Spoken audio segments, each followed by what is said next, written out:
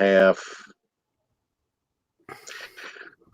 What it do, fellow YouTubers? This is Craig Smith II here with part two of episode 36 of Let's Draw on Something. Joining me, who I will introduce in a minute. As I said, this is part two, and in this episode, my co-host Jimmy JSmoove and I makes his return as we talk bowl games and we answer fan questions along with other random goodies. Now, let's tell you this. Today's Let's Draw on Something episode has been brought to you in part by, as always, Trey Styles Custom and Designs. There's not anything he can customize. Hit him up for NBA, NHL, NFL, MLB, MLS soccer, FCS, family reunion, special occasions, decor, t-shirts, hats, aprons, mugs, name it, he can do it. Hit him up at 901-364-3698.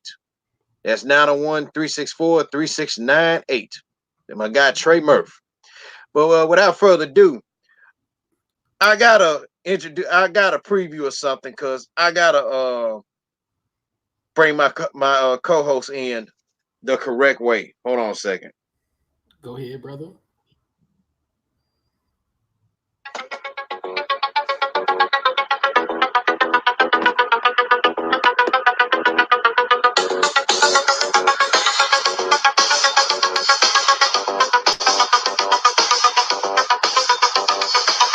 Ladies and gentlemen, Jimmy JSmoove. He is a loner who is on the crusade to champion the innocent, the voiceless, and the powerless. In a world where fuck folks who think that they are above and beyond.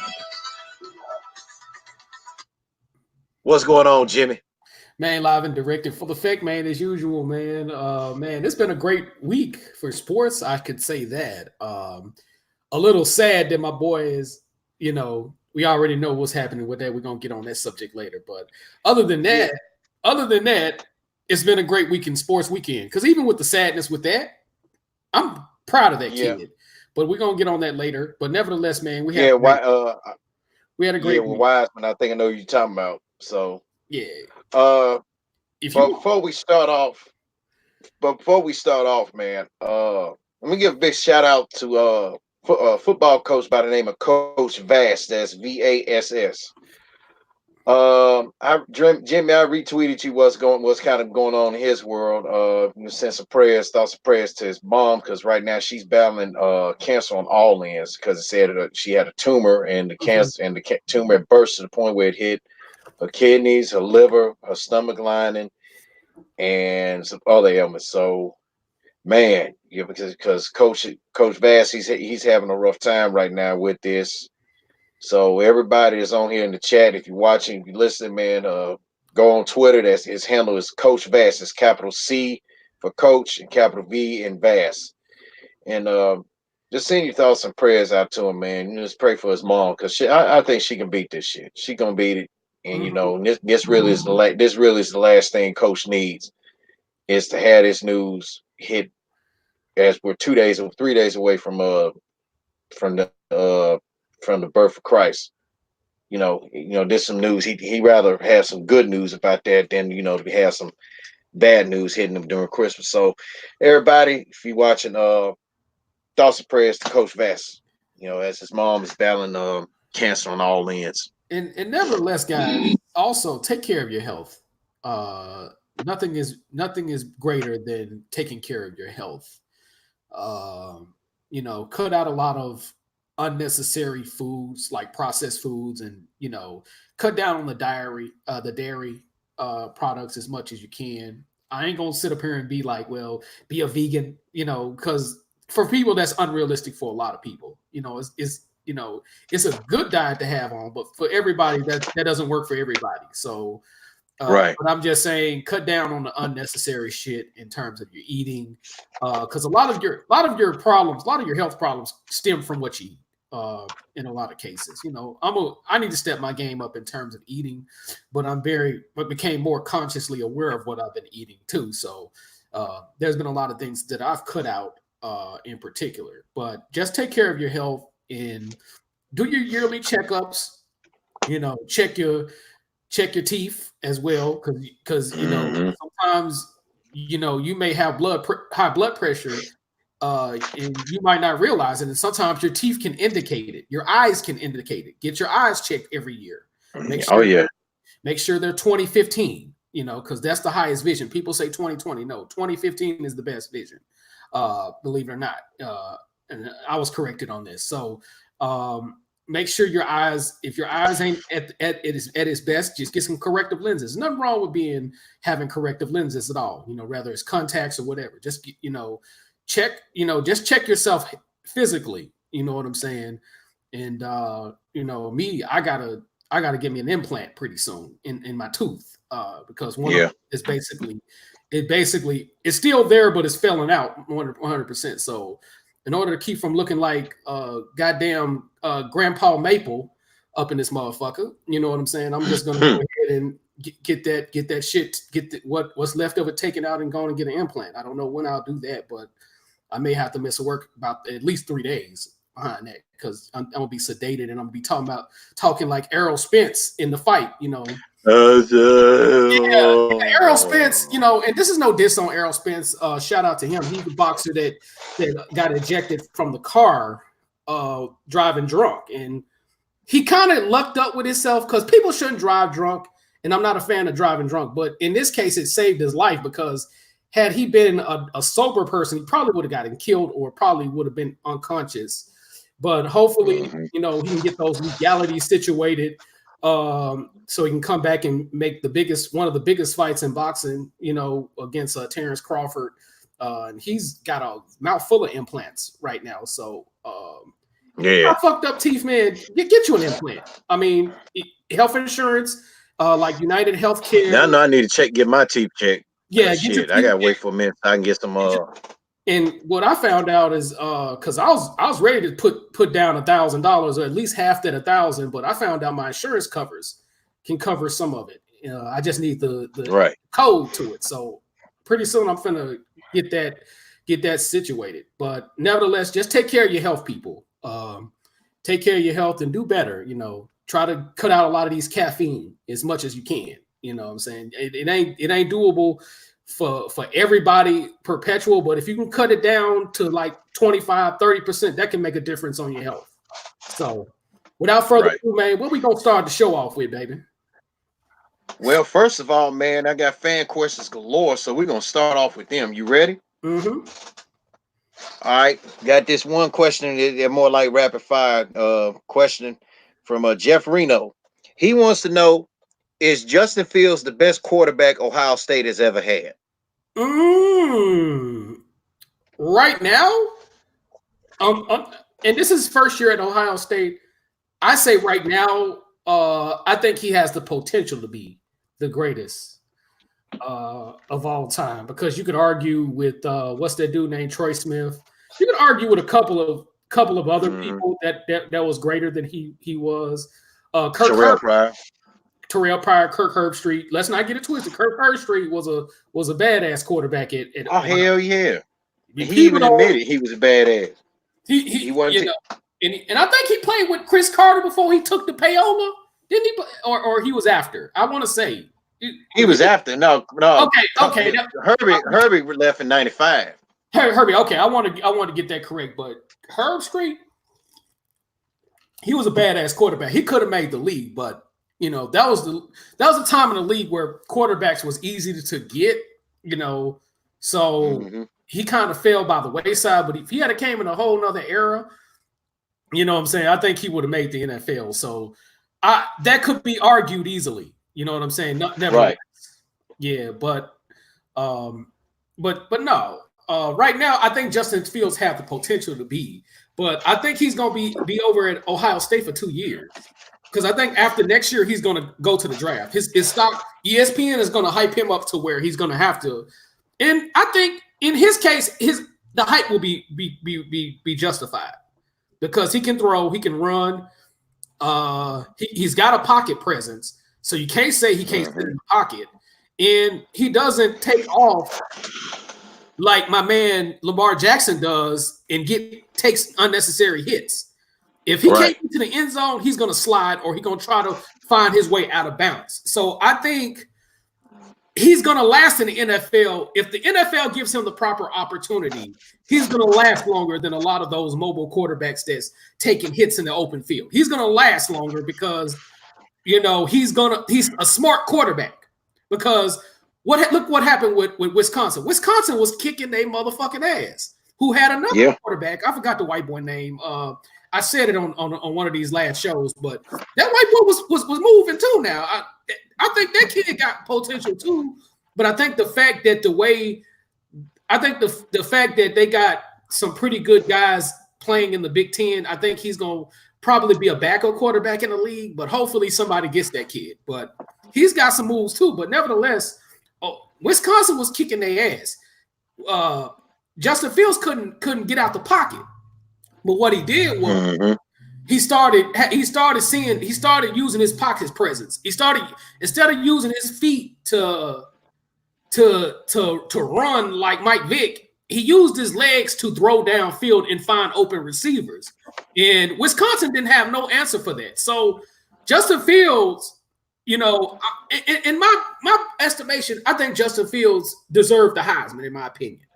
But I'm not going to argue with my boy from LSU getting it. I'm not going to even argue with that because 80% completion, that's from Jupiter. He said, if I'm mistaken, I think Joe Burrow has set 4 or 5 school and SEC records. Yeah. And in the case, if you didn't hear me, what I said about 36 point on part 1, episode 36, part 1, LSU need to pay Joe Brady before he decided to get ghosts, straight up. And whoever is the next quarterback, and I'm hoping it's not. And I'm not trying to sound prejudiced or racist. I'm hoping it's not one of us. That's just a total fuckboy that just don't have time to study a playbook and all of the shit. Because what Joe Burrow did, that's never gonna be duplicated. Never. Not in the SEC. I'll say it can be not in the SEC. It can be duplicated in other conferences like the Big Ten. Now, if it get messed now, if whoever is his backup and they do the same thing he did next year with LSU, hey, don't be surprised. Joe Brady will be mentioned for coaching consideration because at one point in time he was a front runner for the Memphis job. So if I was LSU, I'd wait till after the season. And we're gonna get on the Memphis lock him up. We're gonna get on the Memphis job as well, because that's very interesting. But nevertheless, you could argue Justin Fields. I can't really say Jalen Hurts because Jalen Hurts kind of fell off the last. Even though he has numbers, he fell off the last 3 games of the season. But Justin Fields had a beautiful argument with being the Heisman Trophy winner because he only threw like 3 interceptions the whole year. Hell yeah. I think Burrow threw the same. I think Burrow only threw 4. Yeah, in the SEC, and that's hard because against those SEC defenses, you got better defensive coordinators, you got faster players on both sides of the ball. So that's harder to do in the SEC. But I can't take away from Justin Fields because Justin Fields, I think if he was at Georgia and given the opportunity, unlike fuckboy, what's that quarterback from? I can't even know. I don't even know the fuckboy at Georgia, quarterback from Georgia, and he's not a Jake Baum. But they rank. You want to know what they're passing? What they rank nationally in passing? 78th. Jaquez, shout out to Jaquez Green. He put that up. Yeah, all that talent, all them receivers, and had arguably the top number 1. Depending on what publication you're looking at, he had the number 1 recruiting class 2 years in a row, depending on the publication, or no lower than number 2. And your path, when you got all, and I'm like this here, and again, you have to fall Kirby. When you got all them weapons like that, your offense better be at least in the top 10, 5 or top 10. Okay, I'll do you solid. If you got it like number 11 in the nation, you doing good. But 78th in passing offense, no. That go to show you is either something up with your quarterback coach, which they have a damn good quarterback coach and offensive coordinator, but it really falls on the quarterback. Yeah, and this is why defensive coaches need to take a step back and let their offensive coordinator unless you see something that you can do that could complement them, take a step back. Take a step back. Just take a step back as a coach, because sometimes it's just better for you to just take a step back, man. Because if you always in their ear and trying to be the jack of all trades, that can fuck you off, man. So, just know when to take a step back. And even though I don't like this motherfucker, and I'm gonna get on him later as well. But I want to say this: one thing I can respect about Bill Belichick, or AKA Bill Belichick, or William Belichick, he does let Josh McDaniels do his thing. That's one thing I can respect about. I don't like this motherfucker, and just because I don't like a motherfucker, don't mean I can't give you props on certain shit. I will humble myself. We've always said that. I will humble myself and say, this motherfucker is intelligent enough to do certain shit. Yes, he a cheating motherfucker. Yes, he one of the most cheatingest motherfuckers in the history. And I'm gonna get on him later, but that motherfucker knows how to let his offensive coordinator do what they need to do. And hold on, and then speaking of Belichick, and it's like what you said. Now you remember when they played Baltimore in their playoffs, and John Harbaugh got mad as fuck about that formation he ran. So, and I think I retweeted you that clip when he was talking about it, because it said Lane Kiffin ran the same shit the following year when they won ran that same formation the following year when he was at Alabama, by having a lineman, like whatever it was, and Belichick did the same damn thing. So they said that, so they got it clear with the NFL and everything, all this and that. Said, yeah, it was a legal play. That was the one where I kept telling you when they said, when John Harbaugh got on the press conference and he said Jim texted him. He said, dude, Dad told me to tell you that play was legal. Shut up. And he said, shut up.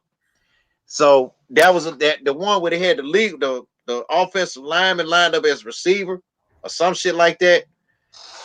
Because I retweeted it to you where he was talking about it. Yeah.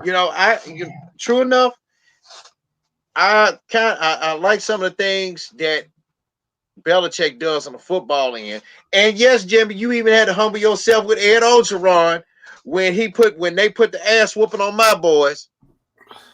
You had to change your heart on that one. Well, but I also said that if Alabama goes in there screwing around, that they were gonna lose. Yeah, and you said, and you were correct.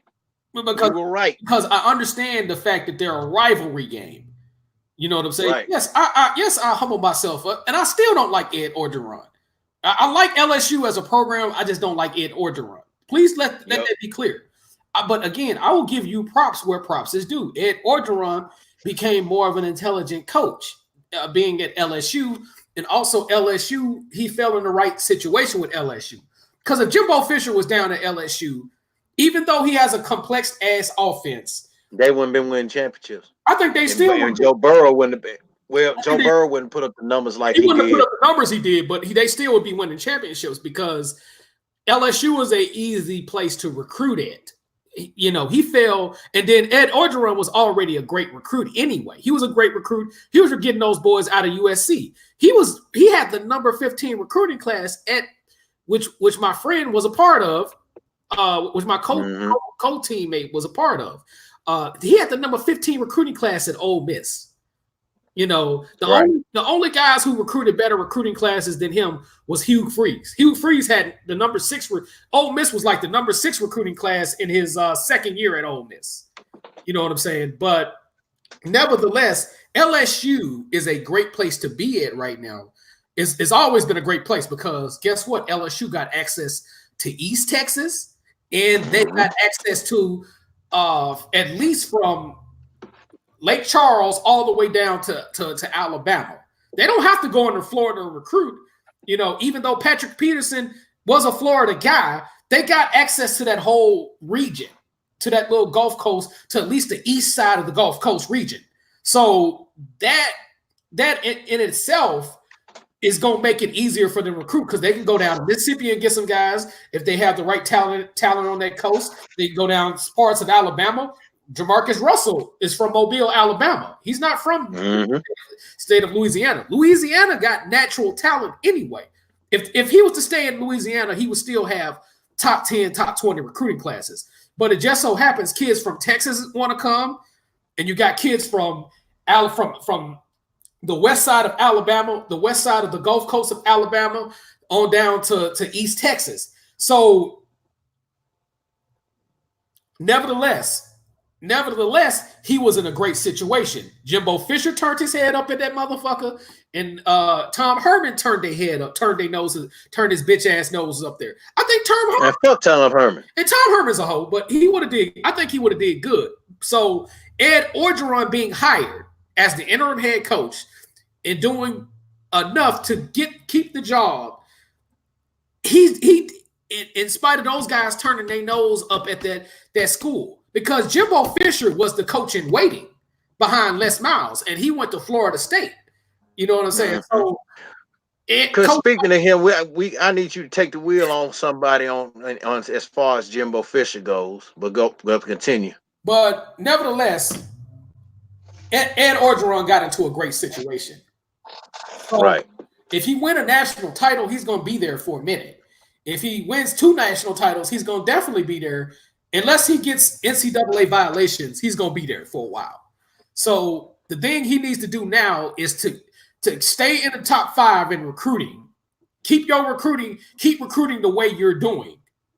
You know what I'm saying? So because as long as he keep recruiting in the top 5, top 3, LSU had the number 3 recruiting class in the nation last year.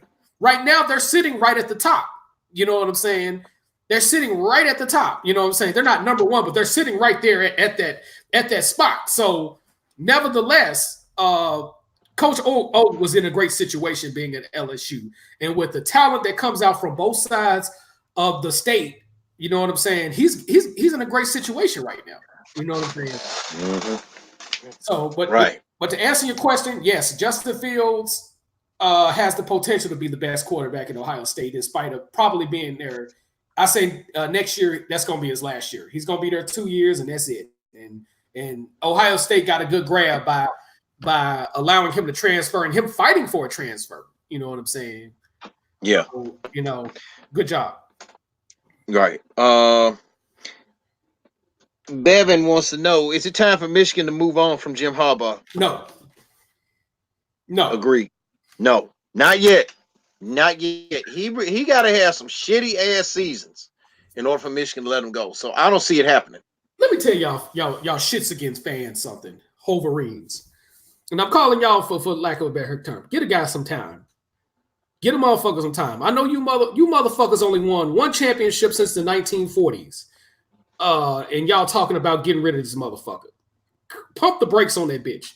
You bitches got 11 national titles that before desegregation.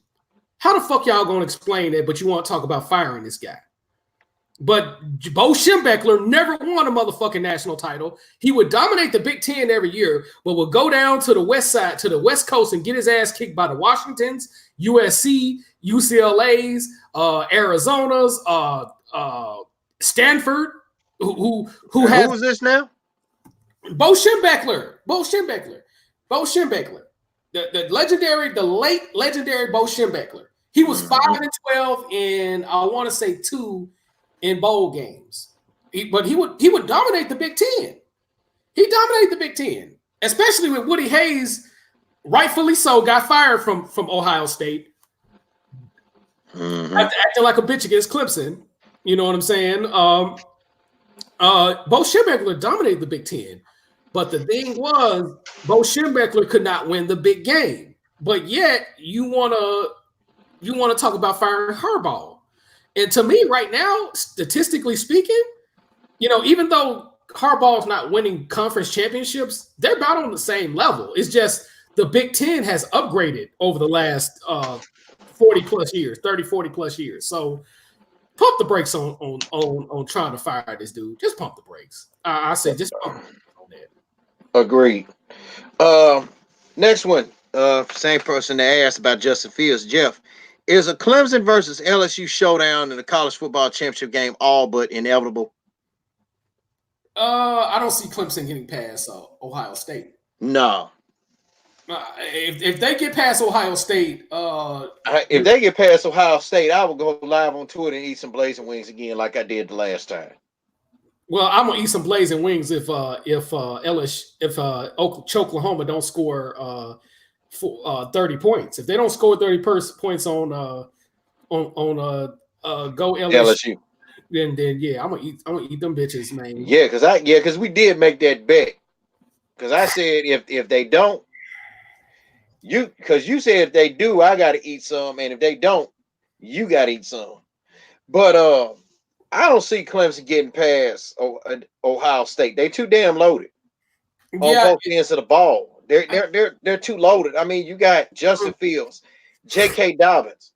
mm-hmm. You know, their offensive line has allowed the most fewest sacks there ever is in the Big Ten.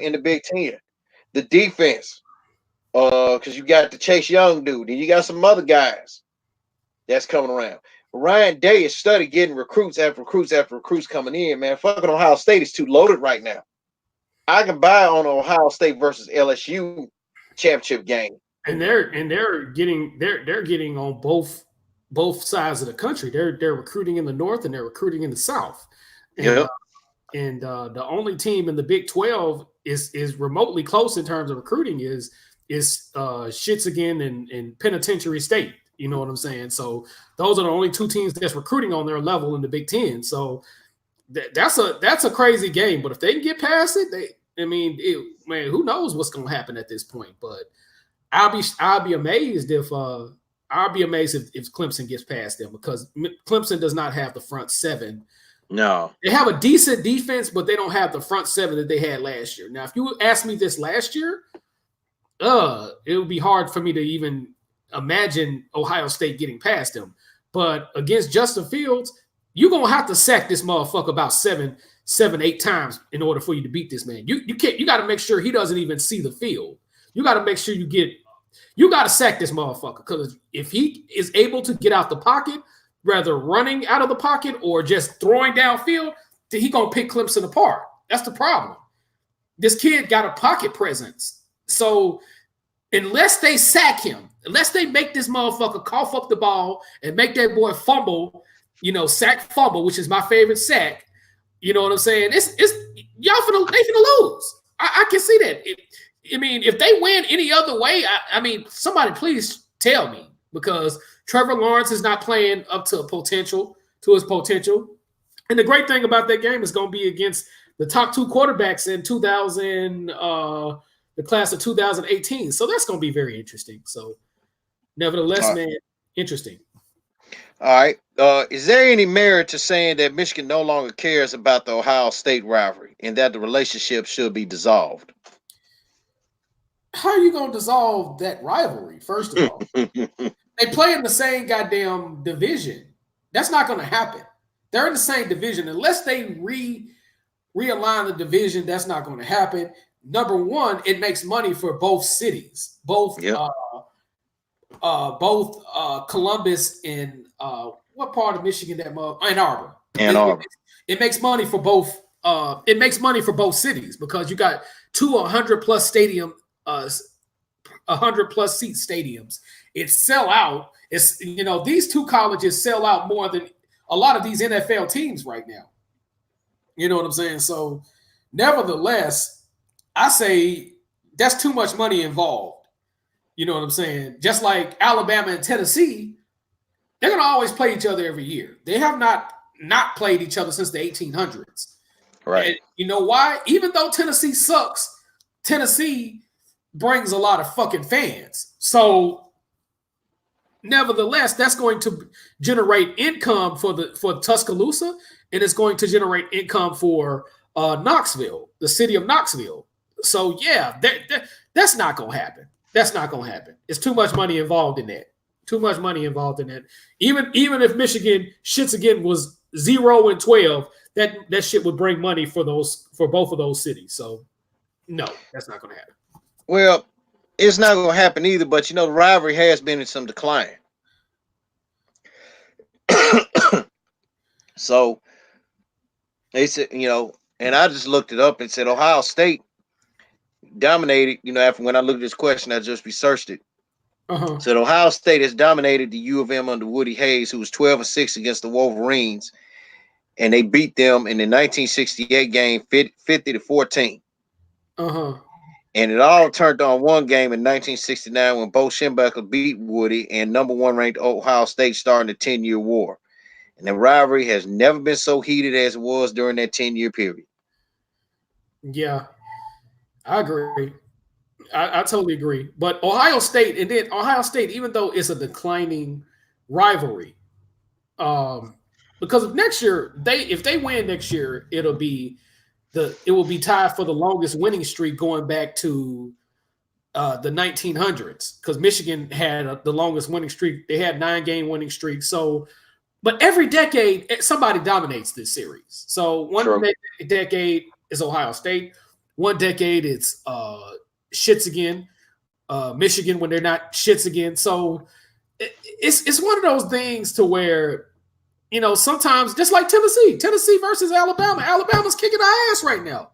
They're on a 12-year winning streak on us. And this game last year was the best game in years until Guantanamo. I can't even pronounce that motherfucker name, but Guantanamo fumbled the ball, which would have made it a game. Guantanamo. Guantanamo. That shitty ass name. The fuck, they need to change that goddamn name. But Guantanamo fumbled the ball, and Alabama ran that bitch back on they bitch ass. Now, I'm not saying Tennessee would have beat Alabama, but I'm saying that would have been an interesting game compared to what it been, because that was the best game you've seen in years, because Alabama has been recruiting way better than Tennessee. You know what I'm saying? So nevertheless, it's a money generator. Yes, it's declining, but it's declining in terms of national audience. I think that's what they're talking about. The national audience is declining, but the revenue, Michigan football fans is going to come by the dozens. I seen them last year when they were sick at the Peach Bowl versus Felipe Franks, when for a few great games Felipe Franks had. Them fucking Michigan fans were sick, but they dominated the Metro. Nigga, I could barely find a fucking seat on the Metro out there in Atlanta. I could barely find at MARTA. I could barely find a fucking seat.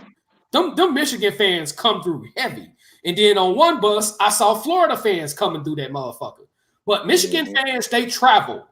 No matter how much shit they going through. Even though them bitches was sick as hell, them pretty little blonde-haired white girls was sick, they travel.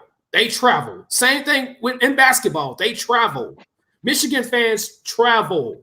So, yes, it's declining, but it's declining in terms of a national audience. It's not declining when it comes to the fans in Columbus and the fans in Shitzigan, in Ann Arbor. That's not ever gonna go away. Hell, Ohio State can beat their ass for 20 straight years. You're gonna see the same Michigan fans talk their shit, and you're gonna see the same Michigan fans go to that motherfucking game. So it is what it is, man. Yeah. All right, that's enough of the questions. Speaking of football, we made some picks couple shows ago, and Jimmy and I, we made our little pick between Boise State and Washington. And we both said we were leaving that alone. Well, we left it alone with good reason. And Chris Peterson went out a winner in his final game as the Washington Huskies head coach. And he beat his old school, and along with his old assistant, Brian Harrison, 38-7. Yep. It was a ass whooping from start to finish. I mean, because Peterson, you ain't gonna never find another coach like Chris Peterson, man. 70 from both schools combined. He is second. I think he has the second all-time highest winning percentage at 72.3%, which is freaking good. He never had a losing season at Boise nor at Washington. Yeah. And his replacement, Jimmy Lake, who I hope doesn't change what Peterson had put in place with Washington. Hope he does a good job. And I have a feeling Jimmy Lake coached that game too. Part of me felt he did. But if he did a damn good job. I mean, he probably coached the defensive half of it, and then Chris just did the offensive thing. But what I saw, Boise needs a lot of work. You know, I like their offense. They do a lot of motioning and stuff like that, but they need a good quarterback. And Harrison kind of needs, you know, he needs for that offense in order for his offense to work. They need a damn good quarterback. And really, Boise State needs to stop going these little shitty change bowls like the $7.49 bowl and stuff like that. And granted, their only loss was to BYU. Okay. And you know, the 12-1, they're the 12-2.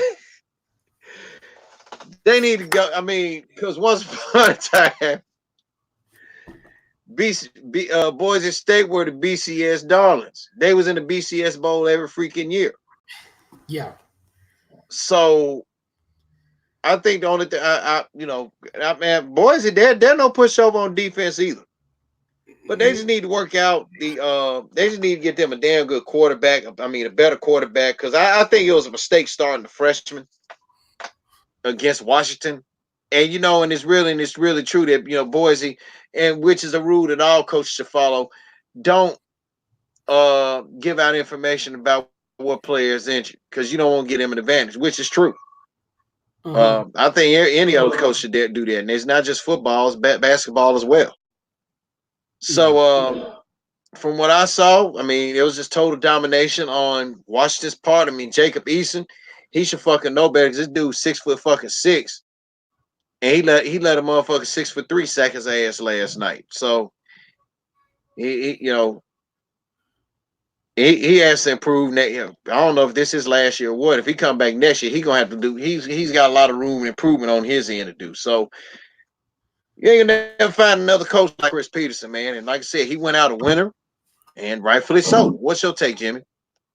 Beautiful game. I mean, he made it look easy against Boise State, which Boise State is not a pushover by any stretch of the imagination. Boise State, the current head coach Brian Harsin, I mean, he's done a great job ever since Chris Peterson left to Washington and take the job. And I'm glad Chris Peterson went out a winner.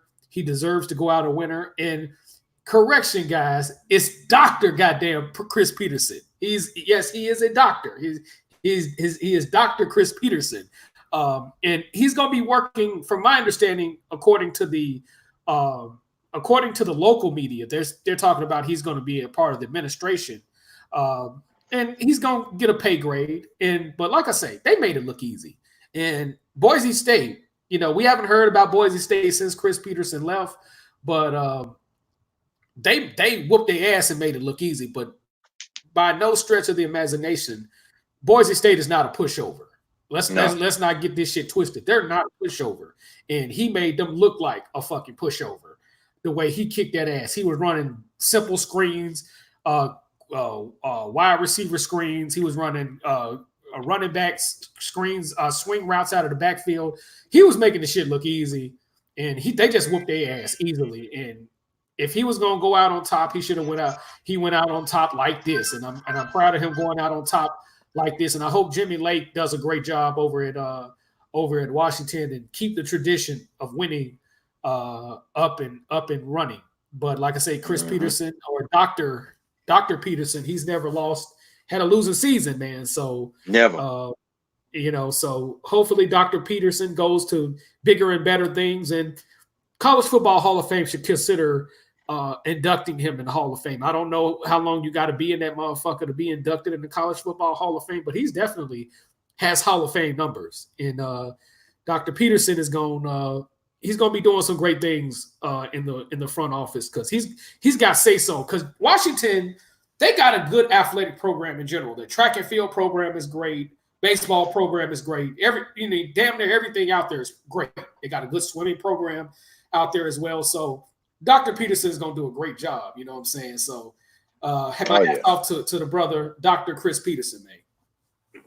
Oh, no doubt. He went out like a winner, much like what all coaches should have. And what was real interesting was the Boise State fans were even cheering. I mean, that's some mad respect right there, you know. Yes, sir.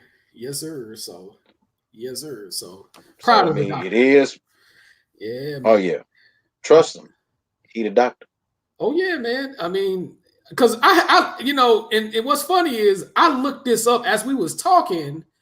I saw the ED.D on his initials. I'm like, damn, this dude has a doctorate in education. So yeah, yeah, he got it at the age of 26, and that's hard for anybody before 30 to get their doctorate. Wow. It can happen, but yeah, he got his shit at 26. Yeah, that's very hard. You have to be in school for, man. Some people be in school for decades getting them hoes. But that means he was doing summer school and some more shit just to get that bitch. So our head, yeah. So my hat's off. You know he was. Yeah, yeah, you know that man was, dude. Yeah. So shout out to the doctor. Yeah. All right. It's time for Jimmy to quickly take the wheel on something here. When he brought up, speaking of Jimbo, once brought up Jimbo Fisher. One of his highly touted quarterbacks who I cannot put a read on, who I really cannot stand, and I'm just going to be honest, Jameis Winston. He is on the verge of becoming the first ever NFL quarterback to have 30 touchdowns and 30 interceptions. So, Jimmy, take the wheel on this motherfucker.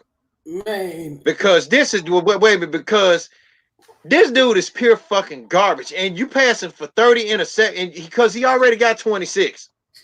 He already got 26 interceptions. You throw for that many damn interceptions in a Bruce Arians offense, you don't need to be quarterback. And I believe Tampa Bay's front office is regretting bringing this man back. So, Jimmy, have at it. Nigga, play baseball. That's all I'm gonna say to this motherfucker. Just play baseball, nigga. Go to a minor league baseball team and just play baseball, motherfucker.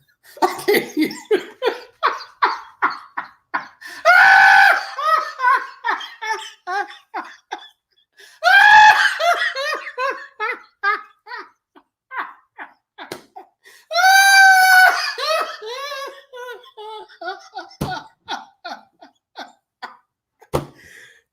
30 touchdowns and 26. This nigga got more interceptions than a spy nigga. This nigga got more interceptions than the Pentagon up in this motherfucker. This nigga got more interceptions than the goddamn Russian bots.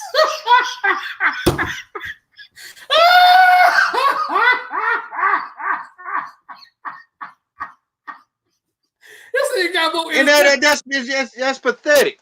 This nigga got more interceptions than 12th grade geometry, nigga. But here's another thing, though. And Ryan Fitzpatrick, when Bruce Arians did, what was that, last season? Ryan Fitzpatrick went 5 straight games without an interception as Winston's backup.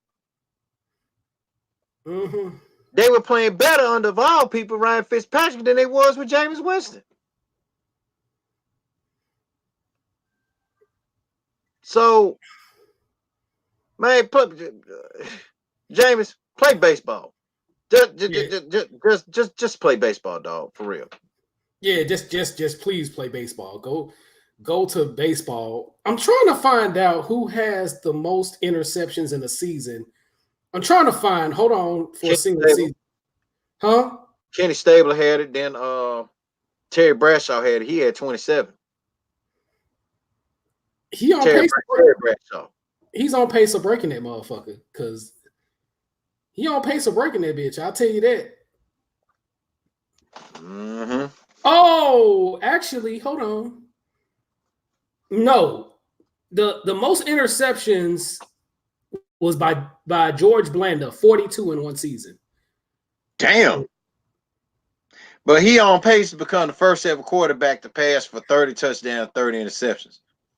And one dude said on Twitter that's the making of an ESPN 30 for 30. Yeah. Brett Favre threw. Okay. I'm going to start from 1 through 14. George Blanda, Vinny Testaverde in 1988, Frank Tripucka, which is Kelly Tripucka's father, John Heidel, 32, Fran Tarkenton, Sid Luckman, George Blanda again, Al Duro, Jim Hart, Ken Stabler, Rod Todd, Lynn Dickey, Brett Favre, Peyton Manning, Joe Namath twice, Ken Stabler. Yeah. So in modern NFL, the most interceptions, was Vinny Testaverde. But, he's got to wait. If he throws that many goddamn interceptions, nigga, he need to play baseball. He still need to go play baseball. Nigga, just go play baseball, nigga. I had to make sure I had this shit right. But, yeah. George Bland. Or he need to go fuck some girl right in the pussy.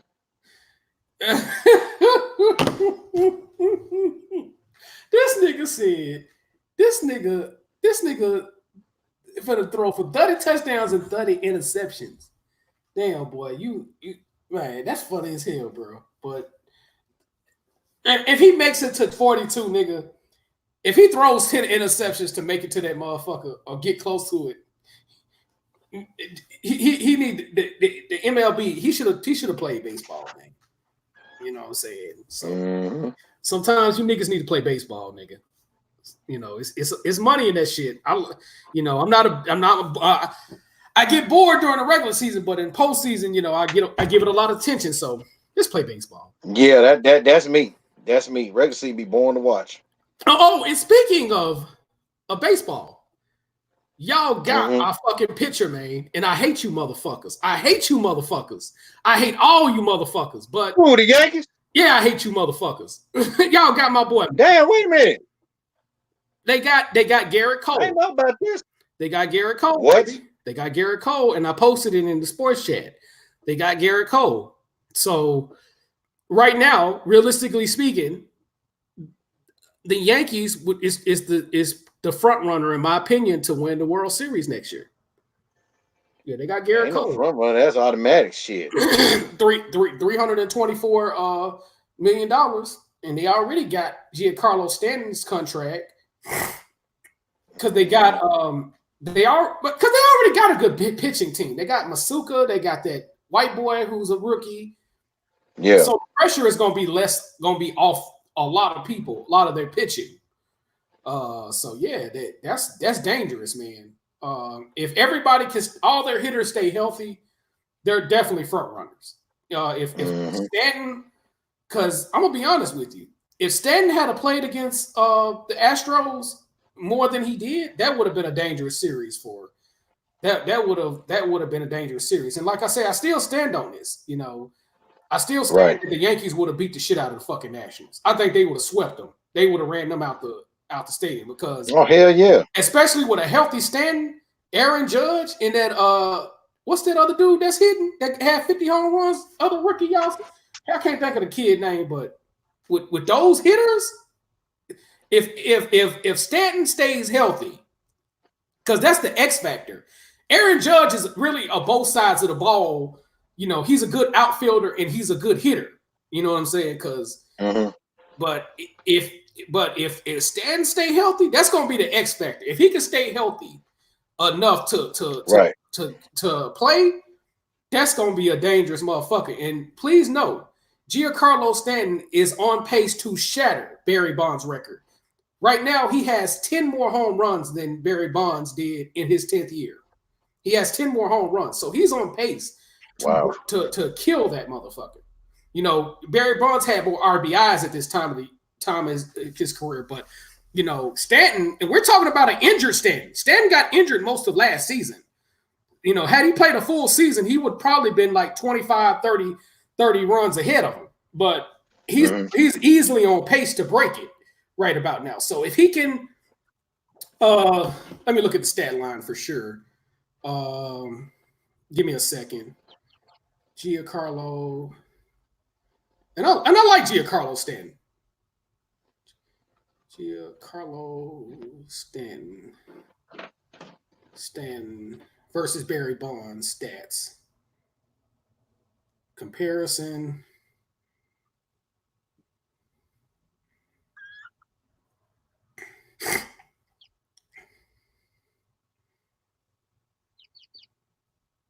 So I'm going to have to take away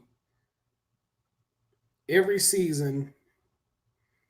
So Barry Bonds came in the league in 1986, so I'm going to take away every season except 86 and 95. So hold on. It's going to take a minute because I got to fairly comparing, because if I compare his career numbers, that's not going to be fair. Right. At this point, his whole career. So I'm going to be fair with it.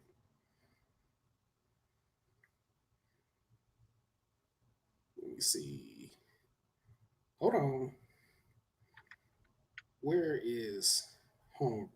Okay, there we go.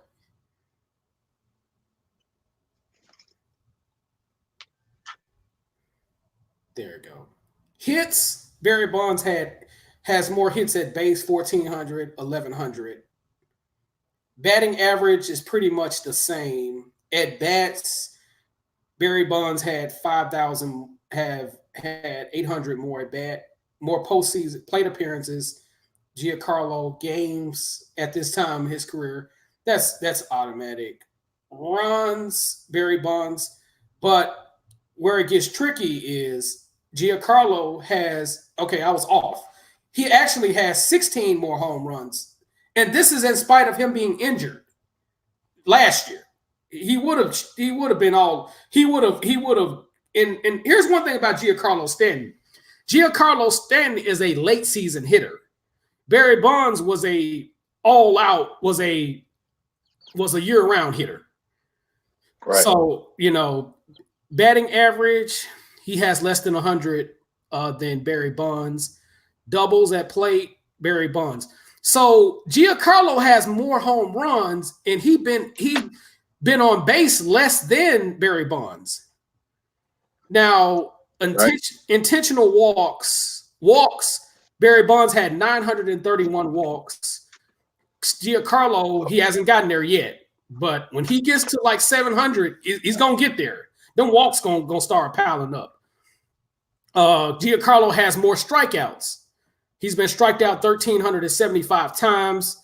Barry Bonds only been striking out 795. Stolen bases is that's easy. Caught stealing less than Giancarlo. On base percentage, slugging percentage, that's expected. Giancarlo got him. So hits by pitch, 44. Damn. Total at bases. So every stat that has something to do with hitting is Barry Bonds is pretty much dominating. Walk percentage, so they walked him from the jump, but nevertheless, he's had less hits than Barry Bonds. So I think he's gonna break it if he doesn't get into no kind of suspension or injury. Giancarlo Stanton got the record easily. He just need to stay in the league and stay healthy. He just need to stay healthy, man. That's all that is. And Barry Bonds played how many more seasons? 1, 2, 3.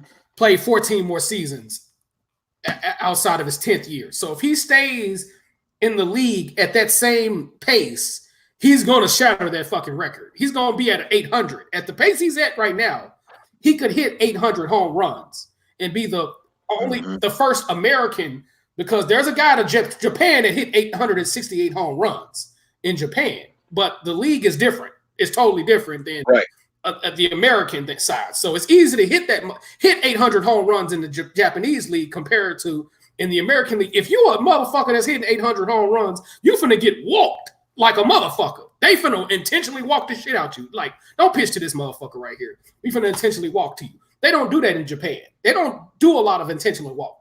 Them batters is about that. Them pitchers about that life. So I say by the time he gets to 700, 750, 720, he's going to start seeing some walks, because Barry Bonds got almost half of his walks at this time of this year. And then toward the latter part of his career, they really started walking Barry Bonds. And this is not to take nothing away from Barry Bonds, because people can say what they want about Barry Bonds, but wasn't no pitcher fucking with that nigga. Some of your best pitchers was doing intentional walks at Barry Bonds. So nevertheless, I think Stanton got the record easily. You know what I'm saying? What's your opinion about it? Well, I haven't been following it much, man, but I can't comment on it. Okay. Because I haven't been following baseball as much as I used to. I had a fan question I overlooked. lady by the name of Laura wants to know if when we travel, what is our favorite restaurant to stop at, and what's the poison? Meaning, what's our main dish we get? Me, when I was living in Huntsville, I would always make it my business to stop at the Huddle House in Corinth, Mississippi, and I always would give me the waffles and the buffalo tenders.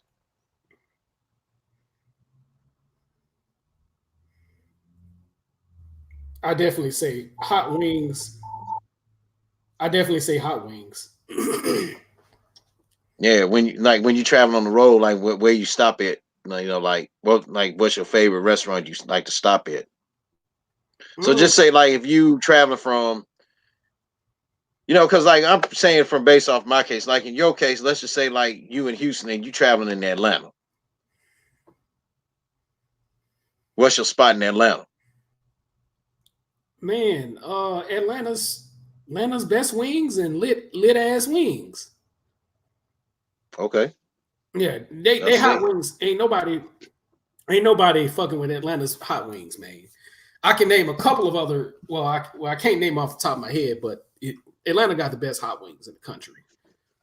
You know what I'm saying? Okay. Now, Louisiana got the best fried chicken. In Louisiana in general has the best fried chicken.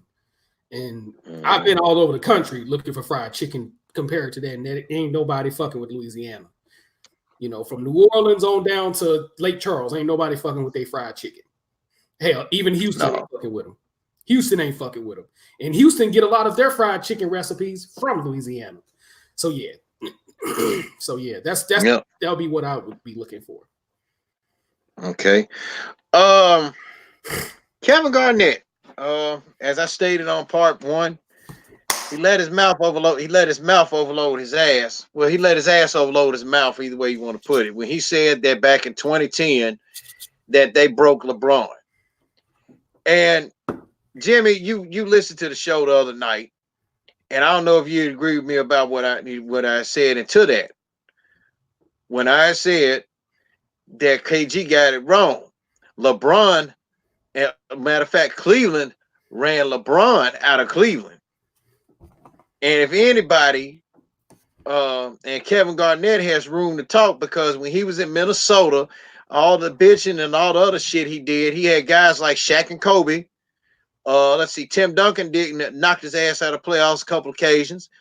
Dirk Nowitzki basically made him look fucking remedial in a playoff series, and I believe it was the one when they went to the finals. Dallas went to the finals that year in 2006. And my opinion about Kevin Garnett is his stance.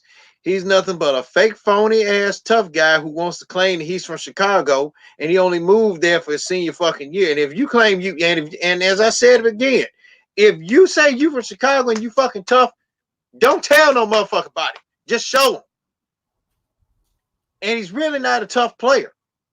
No, because number one, let me. But hold on. But what I want to know, did you agree with me on that? With what I said? And 1,000%. That ain't even a fucking discussion. 1,000%. First of all, the streets protected fucking Kevin Garnett. They knew he was the number one player in the country. And a lot of those guys, where's Farragut? Is it on the south side, west side? What part? The west side. The west side. West side. And a matter of fact, Farragut is famous because there's a guy who there's a certain gentleman that be on the NBC, that be hosting this game show on NBC's at 6:30. So you know who I'm talking about. He's a graduate of Farragut Academy. He was born on the west side.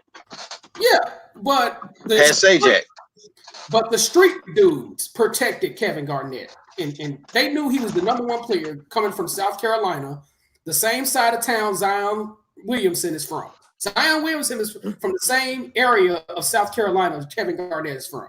I don't think they're from the same high school, but they're from opposite neighborhoods. Kind of like from my side of town, which is basically the Haven, which is, I lived in the Shelby Glen portion. This is for people that don't know about Memphis.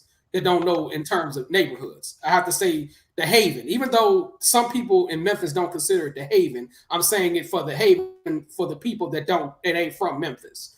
You know, that's just like the Sub and the Glen. You know, those are conjoining neighborhoods, but they're not the same neighborhoods. You know what I'm saying? You can walk across that neighborhood and be in that neighborhood, those neighborhoods, but they're totally different neighborhoods. So that's kind of like how Zion in Kevin Garnett's neighborhood was. You know what I'm saying? They're from the same area. But the streets protected Kevin Garnett, nigga. Those VLs and those pimps and hustlers, they knew you was they knew you was the top player.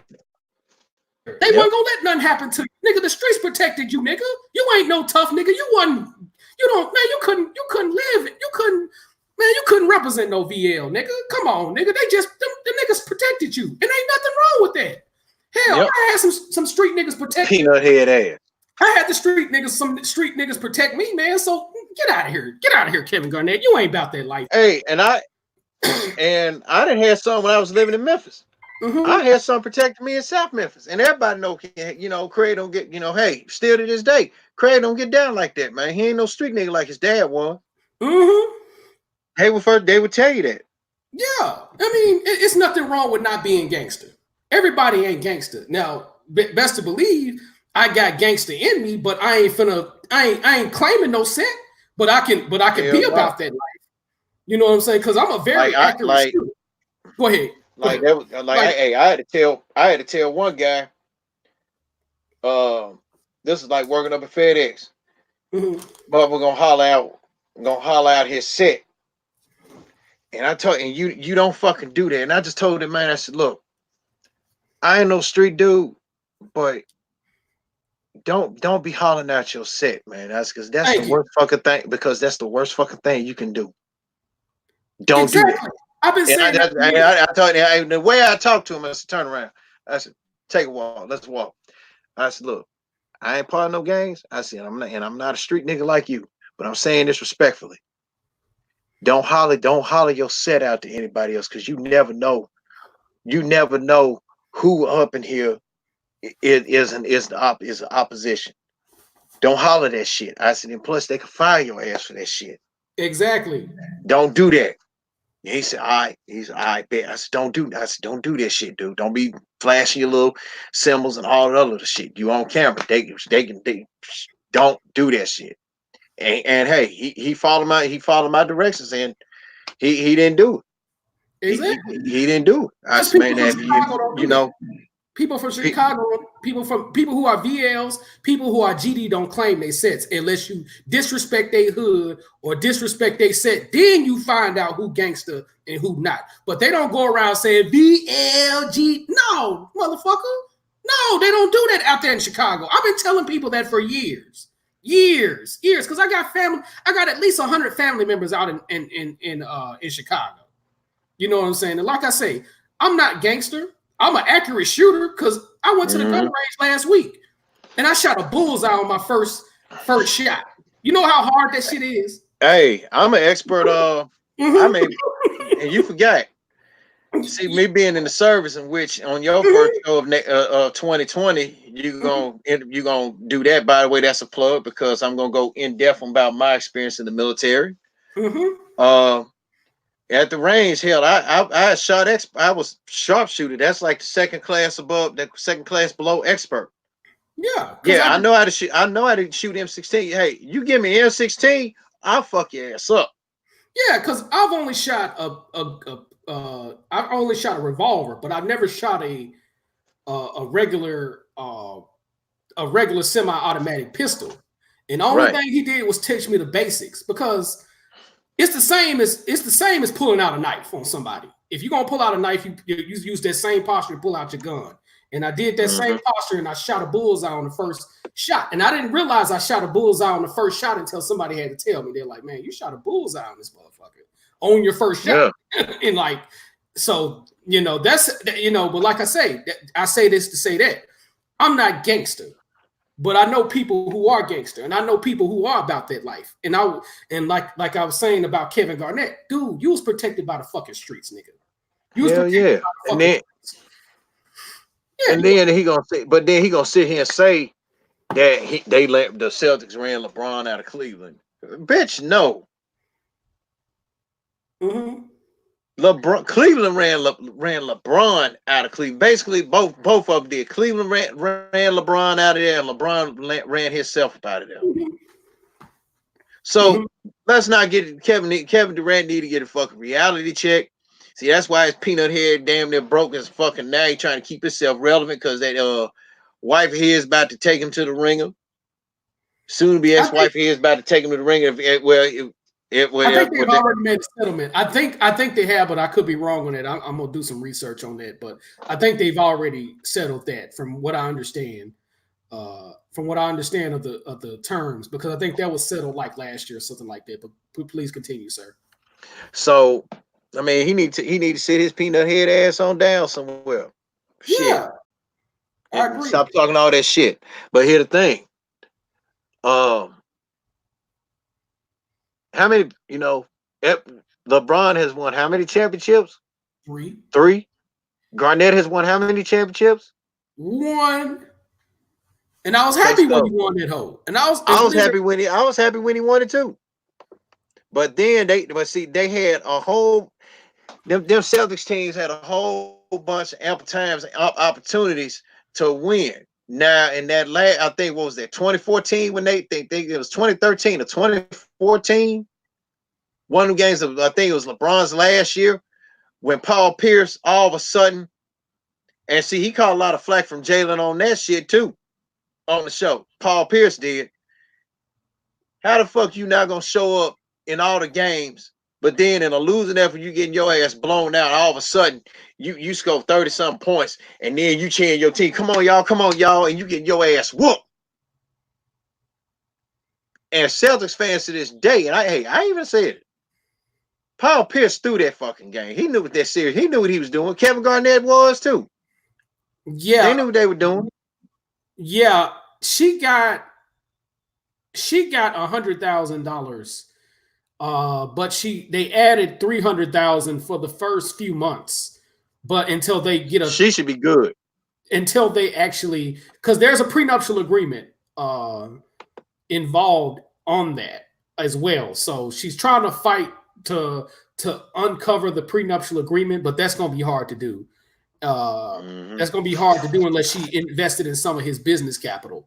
If she invested in his business capital, that would fall under the same thing that Jeff Bezos went through. Because once your wife is invested in your business or as a sole proprietor or business or LLP, which is a limited liability partnership, if it's a limited liability partnership like Jeff Bezos was with his wife, even though Bezos' family gave him $25 million to start Amazon, that's going to fall under a different thing. Now, she was entitled to half because she was invested in Amazon, but the Amazon, the corporation gave, what's her name? I can't even think of it. Mackenzie Bezos. Mackenzie, the corporation gave her the divorce settlement. It didn't come out of Jeff Bezos' personal account. She could have gotten his personal account, but the company said, okay, since you're you one of the founding people of the company, we're going you get it from us. You're going to get it from us. And Amazon has profit. That's crazy. They gave this woman $40 billion and $40 billion, and Jeff Bezos is still man. Yeah, he's on the good end because he's good. Yeah, they both good. I mean, don't know what led to their divorce because they got 4 kids, 3 of them. He fucking other hoes. That's exactly what that was. Okay, and he was out in public with the side piece. I think. What happened? Don't do that. Here's the thing. She knew the nigga was always cheating. That wasn't no ifs, ands, and buts about it. But what was happening was he was bringing his Asian side pieces out in public, and that's what turned some eyes. They were like, "Oh," she was like, "Well, baby, I don't mind you getting your hoes," because dudes like that. All them goddamn company executive rendezvous and stuff like that. He ain't fucking bitches, man. Please get out of here. Get out of here. He fucking something. In other words, Bezos pulled a Tiki bar, like what Antonio Pierce said. If you're gonna do something like that, don't put it out in the public. Yeah, she wasn't. I think Mackenzie would have still been with him, but the thing was, he was bringing his side pieces out in public. And like I say, I And don't. Mackenzie's not a bad looking woman to be almost 50. Yeah, and I don't recommend people to cheat. But if you're gonna do it, you need to be smart. And if your wife is cool with it, be smart with it. Don't have your side bitches in public with you and shit like that. You know what I'm saying? Unless you Be like that dude, Andreas. yeah, yeah, because Like, some people. like Andreas Karolinko's wife. Once Mhm, mhm. and Yeah. he still don't do it. He's like, no, you ain't setting me up. Yeah, go to a golf course and put your So, side pieces. Don't go to public. So that's what happened with Jeff some Bessel. But with Garnett, I don't know I don't know if it was reconcilable differences, but I think the state that they had the divorce in, that's a no fault state anyway. Wherever they settled at. So I think due to the prenuptial agreement, she could have easily gotten $500,000 because Kevin Garnett is holding big money. Don't get it twisted. Kevin Garnett, all them endorsements and advertisements he had over in Chicago and in Minneapolis. Oh, he's sitting on bank, and he's the highest paid NBA player in history, nigga. Man, and the first one, and the first NBA player to have a no trade clause. First guy to go in, which he really changed the salary thing because he went in there, had $100 million contract. And that's when the Players Association came in and was like, oh no, he can't be. I get it. I don't. We're not hating, but shit, we've been in this motherfucker for years and ain't never seen $100 million. Y'all gonna have to get that together. So that's what caused the NBA lockout of 1999. Yep. Because they were gonna have a lockout in 1995, but they came to some agreement. But but when that contract got signed, that's what caused the 1999 lockout. And I'm not knocking Kevin Garnett. Kevin Garnett earned his square. He earned that money. He was worth the $100 million that they invested in. I'm not going to sit up here and say they shouldn't have paid it to him, but for the other NBA players, they should have been got that kind of money coming in. So I'm not knocking them. But however, I'm going to take the wheel on Kevin Garnett bitch ass. LeBron got the last laugh, ho, because you only got one championship to his 3. You should have won 2, but you pissed on yourself in against the Lakers. You should have went 2-0 against Kobe, but nevertheless you fucked up the game. No, I'm gonna tell you. No, I'm gonna tell you where they really fucked up at when they lost to Orlando. That was back in 2009 when they lost in the conference finals to Orlando. But they came back the next year and beat Orlando. They came back the next year and then lost to LeBron. And then they got their ass kicked, But okay, LeBron has 3 championships to Kevin Garnett's 1. Kevin Garnett never won the MVP. LeBron has, I think, 4. So who ran who out? Enough said. I don't even like LeBron that much. Yeah, but I gotta take his side on that one. There, I mean, because KG, come on, really. Oh, one thing I will say Kevin Garnett had right, because there was different sections to the interview. Is this interviewer, I want to say Bill Simmons. Bill Simmons was talking so much shit, talking about how fat Shaq was, and man, Kevin Garnett G-checked him on that. Now, I give him some props for G-checking him on that. And you guys, you experts, some of you motherfuckers ain't even played church basketball. Some of you motherfuckers ain't played a pickup basketball game. Some of you motherfuckers ain't never played organized basketball in your life, even if you was invited. Don't be telling a 22-year veteran of the NBA, future first ballot Hall of Famer, how Shaq was when he had to go up against him for 20-something fucking years in the fucking NBA. 15 of his 20-something years in the fucking NBA. Bill Simmons, he did right to G-check Bill Simmons. Stop talking out y'all asses. If you don't know shit about the sport, listen to motherfuckers that done played the sport. Why this is the reason why I follow football coaches, learn all about defense, come up with your own. It ain't nothing but just when you think about football, it ain't nothing but just basic geometry. Yeah, and That's all it is. basketball have some type of coaching similarities. You know what I'm saying? Sometimes the players win the game, but sometimes the coaches come up with the game plan to help the players win the game. But for him to say the shit talking about, well, Shaq was never in shape, he didn't have to fucking be in shape. The nigga was 300 pounds, 7'1". Who gonna stop that shit? Nobody. In his prime, a prime Shaq. And I will always stand on this square. Shaq should have stayed between 280 pounds and 320. But Phil Jackson made him go up to 330 pounds. Right. Hey, keep talking, man. This old detox working on, but keep talking. But he made him gain more weight, which he didn't need the extra weight anyway. He was the size of a football player anyway. He didn't need the extra weight, but Phil Jackson told him to put on that weight so he can be ready for the playoffs, and it worked. And you talking about Shaq was out of shape? Shaq was out of shape in his later years.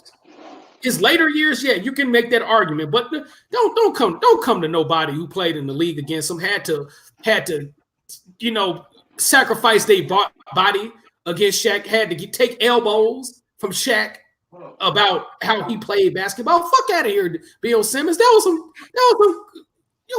motherfuckers kill me, man. Talking about what they think they know about fucking basketball. Get the fuck out of here. You probably ain't even played no goddamn Pee Wee League basketball. Your ass probably ain't played AAU basketball in your life. Fuck out of here. That was real disrespectful, and I'm glad out of everything in that interview, because the LeBron James, get out of here with that LeBron James shit. But I will say this: he did right to G-check that motherfucker. And I have my opinions of Shaq, but guess what? I respect him standing on his square and not letting him get out of pocket. Because if he'll do Shaq like that, he'll get out of pocket with somebody like Kawhi Leonard, who doesn't say anything, who doesn't be. Okay, I just joined in. If Bill Simmons had said that to Shaq's face, Shaq probably would have punched him. Shaq probably would have G-checked the shit out of his ass. Yeah, ain't no probably would. He would have. And Kevin Garnett put him in place. He was like, the problem I have with people sitting in this chair right here is they don't know anything about basketball. And he told him right. He made the motherfucker feel little. He told him, get the fuck out of here, man. Out of all that interview, because I think it was a 4 or 5 part interview on The Ringer. That part of the interview I respected Kevin Garnett. But all that gangster shit that Kevin, man, get your little Malden, South Carolina ass out of here, motherfucker. Yeah, he talking all this shit, talking all tough. Well, your ass talking about we made LeBron. You ain't made LeBron do shit. Cleveland along with LeBron made LeBron leave. So Garnett. And if Cleveland had got the right personnel around him, they would have whooped your ass. That's not get it twisted. Really, and if Cleveland had made the move, if Dan Gill wasn't being much of an asshole, if Cleveland had just made the move and tried to get Chris Bosh or Dwayne Wade from Miami on up there, we wouldn't been having this discussion. But then, as I said earlier, apparently LeBron, LeBron was bitching about he didn't have any help. Hell, Mike Brown was 2-time coach of the year. And they won over 60 games. He had with that same squad. So twice. So what the fuck? Yeah. I mean, and to be honest with you, that squad right there with LeBron, that was more like one of them. That squad right there was more of one of them earlier Jordan teams before he got Pippen. So some was up. I mean, hey, some had to be up. Yeah, LeBron was the only superstar. He had role players that played their ass off. But then when LeBron left, shit, I think literally Dan Gilbert did that shit on purpose. Just because really, and when you the owner, if you the owner of a fucking team, you don't need to be sabotaging your own shit. No. Hell no. You shouldn't be doing that. So, I mean, it is what it is. So, fuck Kevin Garnett. And with his wannabe wankster ass. Not no gangster, but he wankster. Wankster ass. You wanted to talk about the James Wiseman thing. Well, of course, James Wiseman Unless you're living under a rock, James Wiseman, he withdrawed his eligibility, which I can't. I as a Tiger fan, I'm a little saddened by that because I would have loved to see him flourished as a Tiger, being the number one player in the country as a Tiger, and one of the handful of number one players out of the city, because he's the first unanimous number one player out of the city. Penny was ranked number one by a couple of publications, Parade and Parade. But if Derrick Rose, even though he was not a homegrown Memphian, he was the number one player out of the country. So, but I would have loved to see that kid play as a Tiger, but I'm going to put my extra emotional ass on the side, or extra emotions, feelings to the side, and say, I can't blame the kid. Hey, you see what I retweeted what Stephen A. Smith said? He said he can't. Stephen A. Smith said, hell, I don't blame him. I don't blame the kid.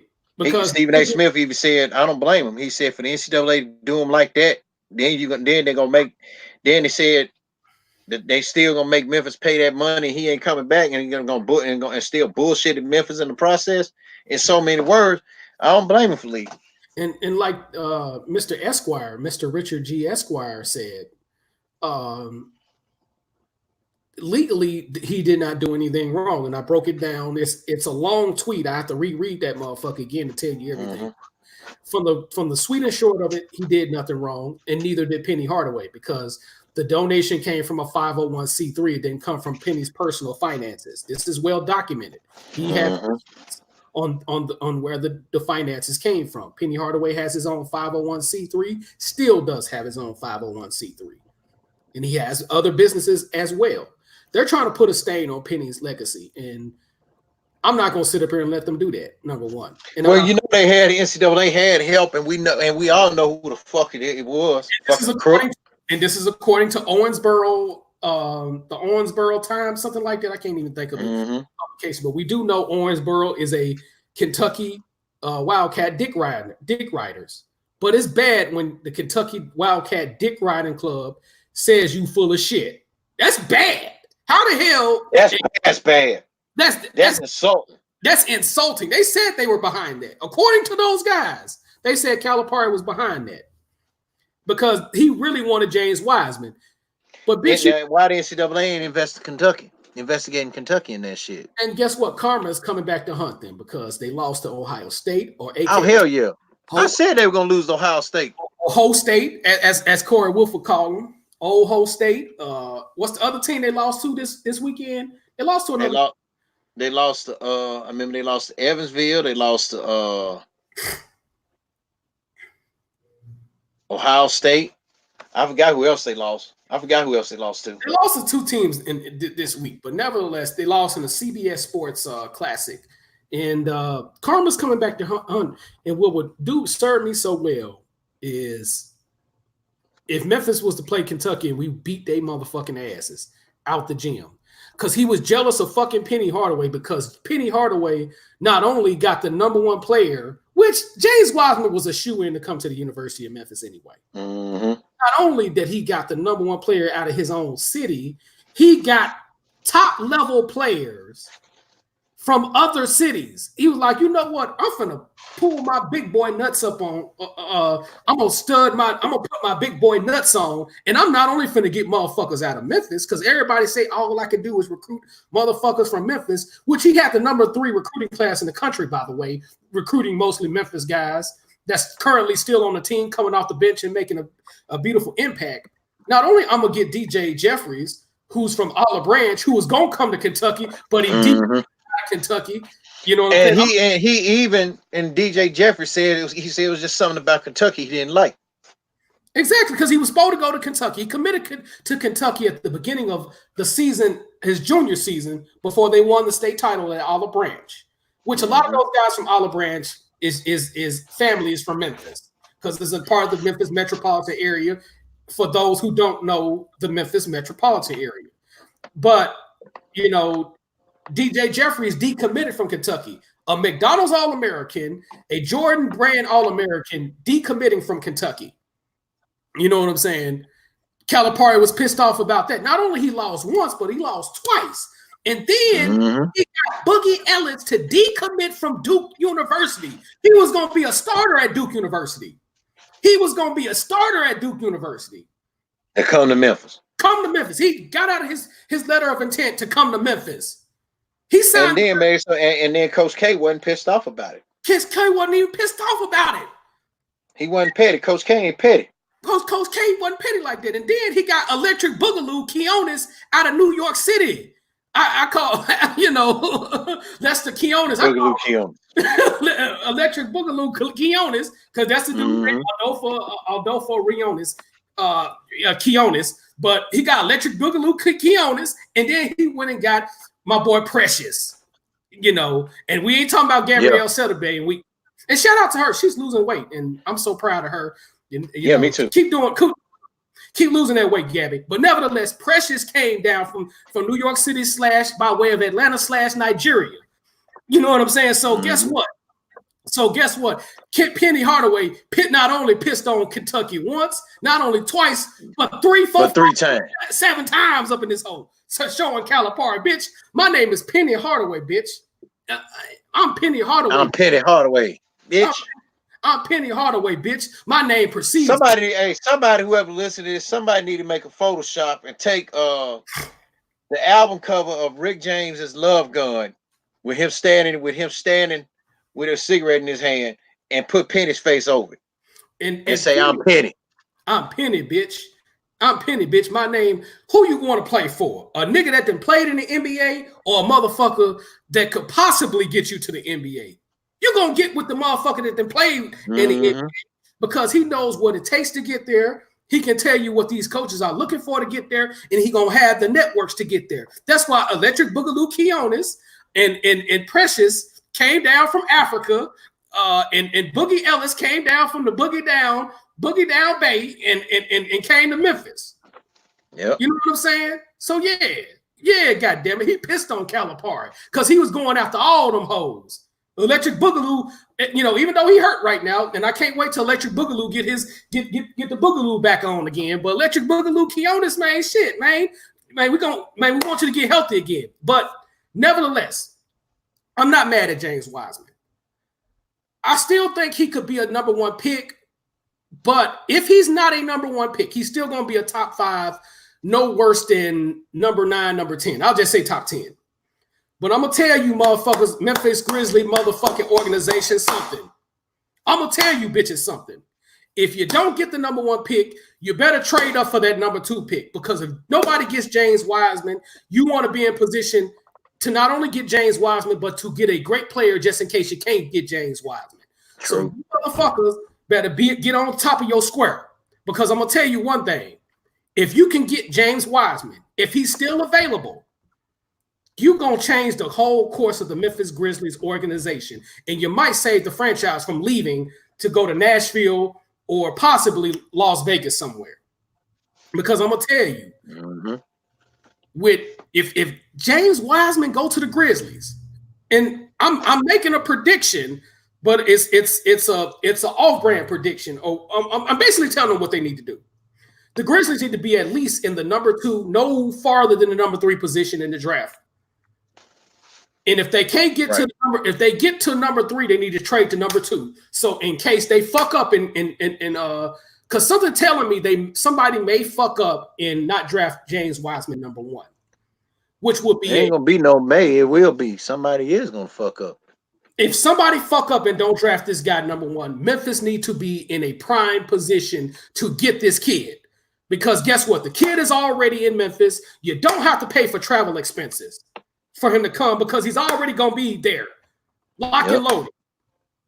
Then you're going to have, and that's going to change the Grizzlies, because the Grizzlies normally sell out the last 20 games of the season. They normally don't sell out during the first 20 games unless LeBron comes, unless a big name player comes. Kawhi. They don't have good numbers during the course of the season. You will change that right there, because when the Grizzlies now the playoffs, every ticket is sold out. Win, lose, or draw. win, lose, or slow. They gonna be sold out for the playoffs. But in regular season, Memphis fans, unless you're talking about the Tigers or nationally ranked Tigers, they not finna. That's the reason why they put the Memphis Tigers in that bitch. So they can regenerate that, so they can get that revenue. So if the Grizzlies need to be in prime position to pick James Wiseman, you can pussyfoot around here if y'all want to. I personally think Anthony Edwards and LaMelo Ball could possibly be the number 1 draft picks. Good. Because if they fuck up and Grizzlies at that number 2 position, y'all asses better get James Wiseman. If you get the number 2 position and don't get James Wiseman, y'all gonna be pissing on y'allself for the next 20 goddamn years, and your asses is either gonna be in Las Vegas or fucking Nashville or possibly Seattle, like Corey Wolf says.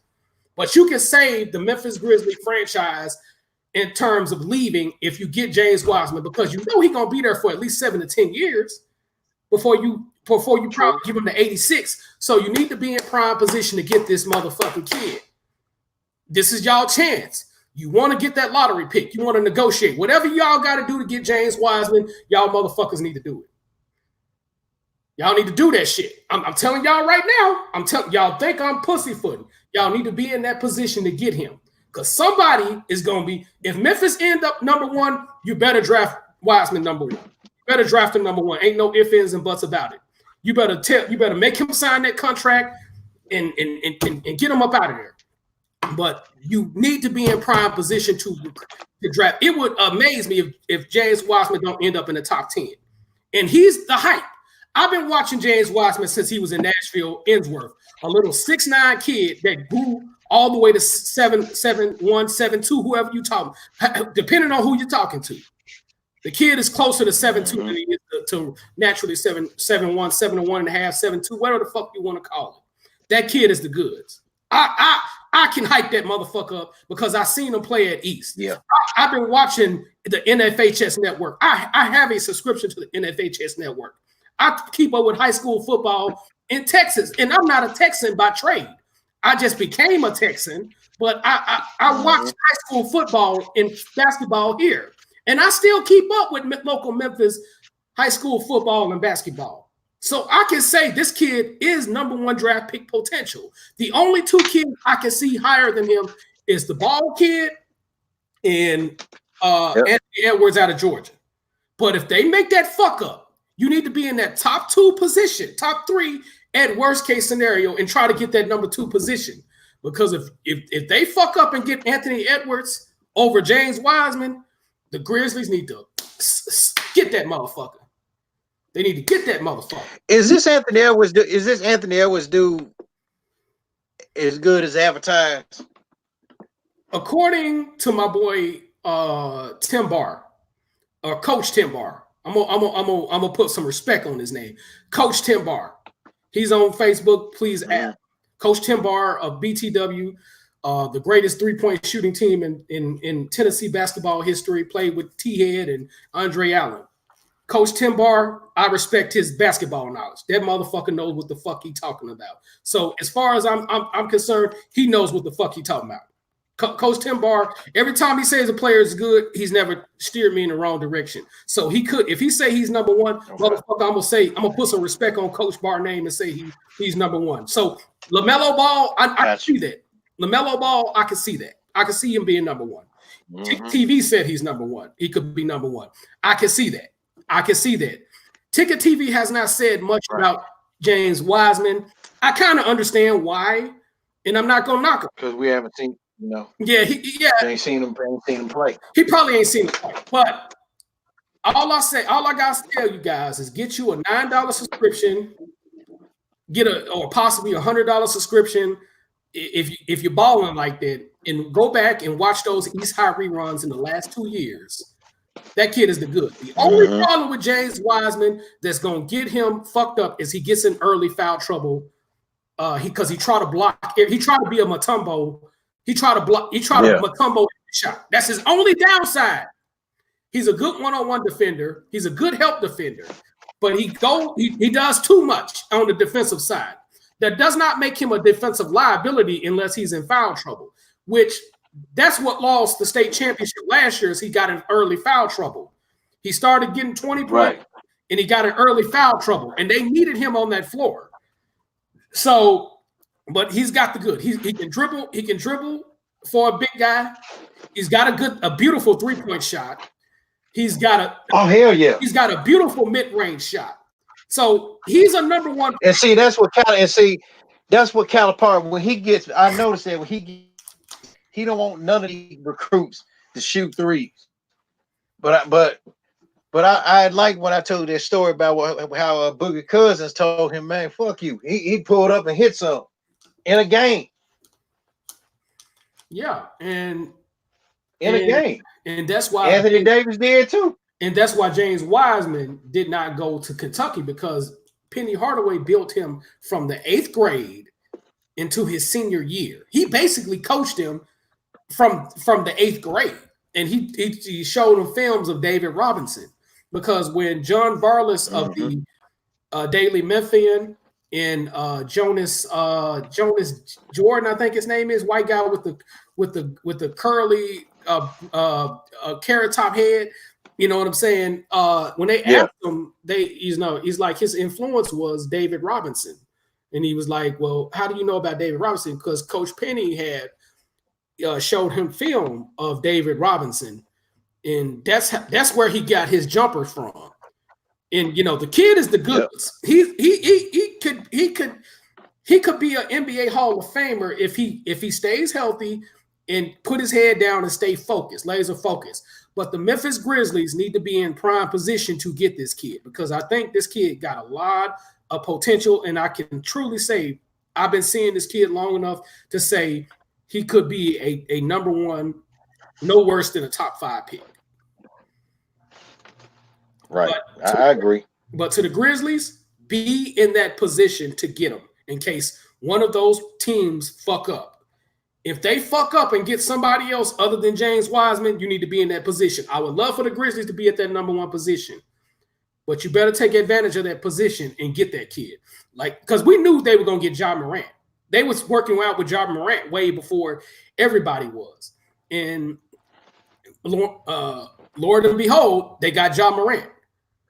If you can build with James Wiseman, Jaren Jackson, put Jaren Jackson at the power forward position and put James Wiseman at the center position, boy, like the 3-6 Mafia say, boy. Yeah. Boy. You got you all 41 games at the FedEx Forum will be sold fucking out.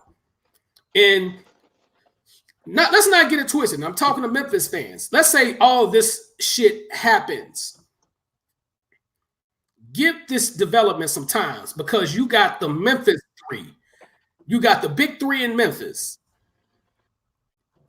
They can easily build around Ja Morant and Jaren Jackson. You hear about Ja Morant all the time. You hear about Jaren Jackson all the fucking time. Now all you need is that missing piece to make the Grizzlies home games be sold out for all 41 fucking games. That will generate a lot of revenue for Memphis. That will get a lot of attention for Memphis. And all Memphis got to do is get to the playoffs. They don't got to be number 1, number 2, or number 3. But I would say, if y'all could, the team, if let's say Wiseman, Jackson, and Morant is together, we looking at from 8 to 4, 4th seed in the West. We can build on that every fucking year. We can build on that shit every fucking year. And then let's say we can get to the conference finals. Man, come on. If Toronto, aka Toronto can get to the finals, Memphis sure can get it. You know how big that would be for Memphis to go to the NBA finals? The NBA finals in Memphis?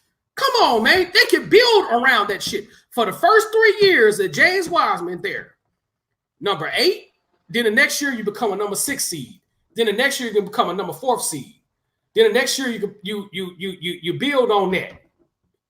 You talking about Memphis could be a beast in the West. a beast in the West. A beast in the West if they can get James Wiseman. And I'm speaking something, and I'm not speaking nothing that cannot happen. I'm speaking real shit right here. All I'm saying for the Grizzly organization, be in position to get that kid. Now, if you can't get James Wiseman and somebody draft James Wiseman, guess what? You got LaMelo Ball as an option. You got Anthony Edwards as an option. You can still build around that. But let's back up. James Wiseman would change the whole Grizzly organization. I'm telling you that right now because I don't think Memphis have ever had a number one pick from my understanding. From my understanding, they never had a number one pick. They got to number 2, but they never had a number 1 from my understanding. Not even in Vancouver. I could be wrong, but nevertheless, if they can get Wiseman, that'll change. Man, Memphis is going to be Mr. Lit up in this motherfucker. So, Grizzlies, get on your job. Start making some trade demands now, man. Start making some moves, man. Start making some calls. Because when that lottery comes up, you need to start making some calls. Man, can we get number 3? Okay, number 2. Okay, you can get both of our first round picks for that number 2 spot. You know what? What team ain't finna do that shit? 2 first round picks? No. But you can negotiate though. But most teams you can negotiate though. If you can get to that spot, man, look. Come on. Memphis can do it. So they need to start getting on a negotiating game. They need to get on a negotiating game and be in that position to get that boy. Because if they in that position and Wiseman goes number 1, don't go number 1, don't go number 2, number 3, and they sitting on that 3 position and don't get this kid, they gonna be pissing on themselves for years, man. So y'all better get on your job. So I'm just saying this is speculatory facts. This is basically the possibilities. But all I'm saying to all Memphis Grizzly fans in the Memphis Grizzlies front office, they need to be in that position to get that kid. That's all I'm saying. If he goes down the draft, goes down the pick, soon as number 3 hits, they need to tell David Stern, sold, nigga, sold, James Wiseman. Yeah, we got to think like that, man. So the Grizzlies need to start negotiating some deals up in this motherfucker.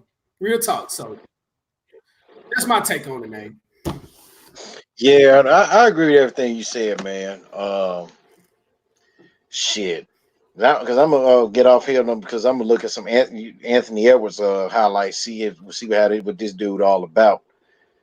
But it's Georgia Tech. But I noticed one thing about the Georgia team he's playing for; they're not ranked. But they beat an 8-1 SMU team. SMU have some pretty good recruits coming out of Dallas area, so they've been a pretty good team. I think it was day before yesterday. So Edwards is the good from what I've seen, but I need to see more highlights. But I take Coach Barr's word because he pretty much is around basketball, and he's a basketball. And shout out to that kid, that brother, because he's been really working with the kids in Memphis. Not only he's a coach, he's a mentor to kids. And, he's had issues in terms of his kids because I think he got like 4, 5, 6 kids. And he's not one of those guys that dismisses his kids because if you see on his Facebook page, he does everything he can to have a relationship with his children. And he was like, the fact that the legalities won't allow him to have, to be with his kids like that, he takes that time and try to help other kids. And one thing about Coach Barr, man, your kids better not challenge that kid, man, because he gonna be like, man, check ball. I'm gonna drop your ass off, man. And he still got that jumper now. He still got that jumper. Anybody from South Memphis know he still got that jumper. He be embarrassing them kids, but they learn a lesson. But he's not only a good basketball coach, he's a good off the court coach. And I respect that kid. He does everything. He talks to the parents. he be real with him, man. And that's the type of Memphis motherfuckers, you know, because that nigga should have been left Memphis, to be honest with you. He can be a coach in any, in my opinion. But he loves Memphis so much that he was like, man, I gotta represent the M-Town, man. I gotta represent this M-Town. I gotta change where I'm from, you know what I'm saying? So I respect that kid. I respect that brother. And he just not saw his granddaughter. Because yes, he's a grandfather. He's around the same age I am, you know, like he's a little bit older than I am. But he just not seen his granddaughter, and I'm proud of him. I'm proud of him on that note. You know what I'm saying? Little bit young to be a grandfather, but hey, you know, hey, it is what it is, you know.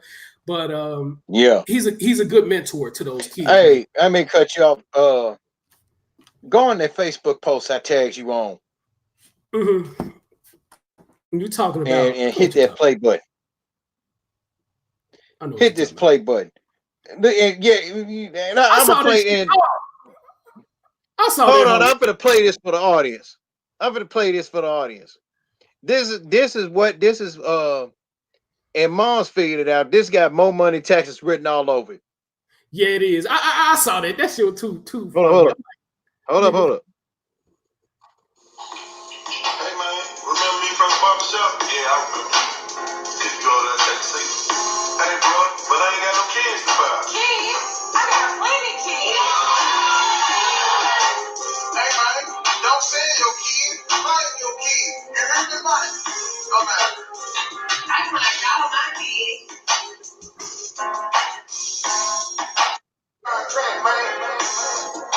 And the name of this place is Better Days Tax Service. Boy, this got that more money taxes vibe written all over it, man. And whoever decided to come over and do that damn commercial, you need your ass whooped. Because you basically just exposed the tax game. You kidding me? They basically just exposed the IRS game. I ain't got no kids. Oh, I got plenty of kids. I'm gonna tell you. And then old girl, but wait a minute, but then old girl, the way she talking about I done claimed all my kids and holding up a $9,500 check.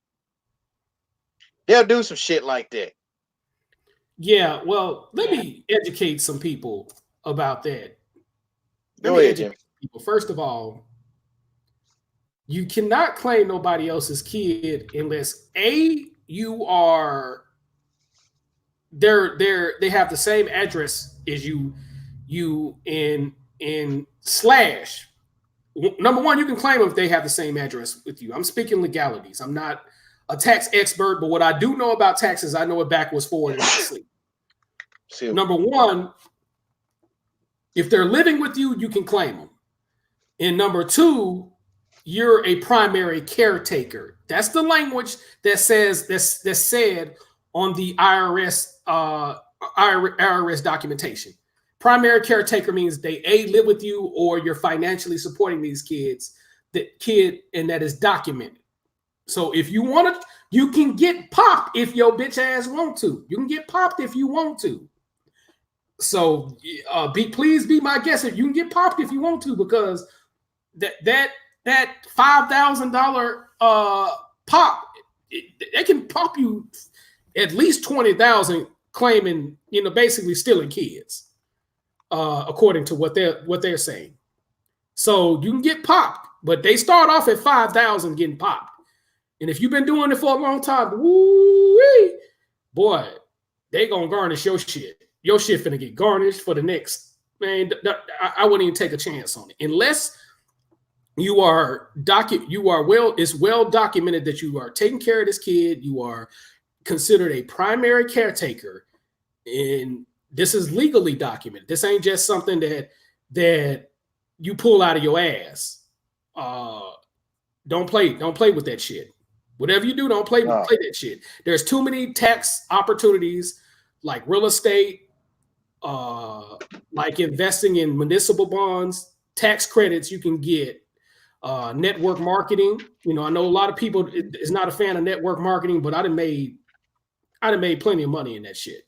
I'm not Dr. Bobo at my mentor, Dr. Bobo in that department, but I'd have made plenty of money just on taxes alone because it legally does that.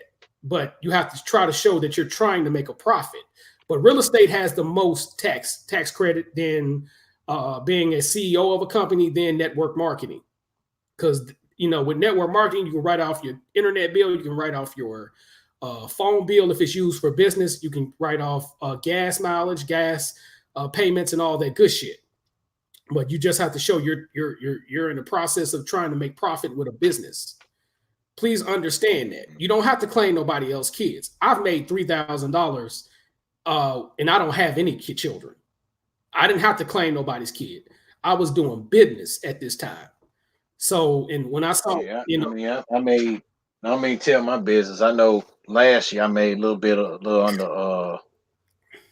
Mine was a little bit under 2. It was close. It was a little bit over 2. I made 2 a couple of times, but 2 comma, without kids.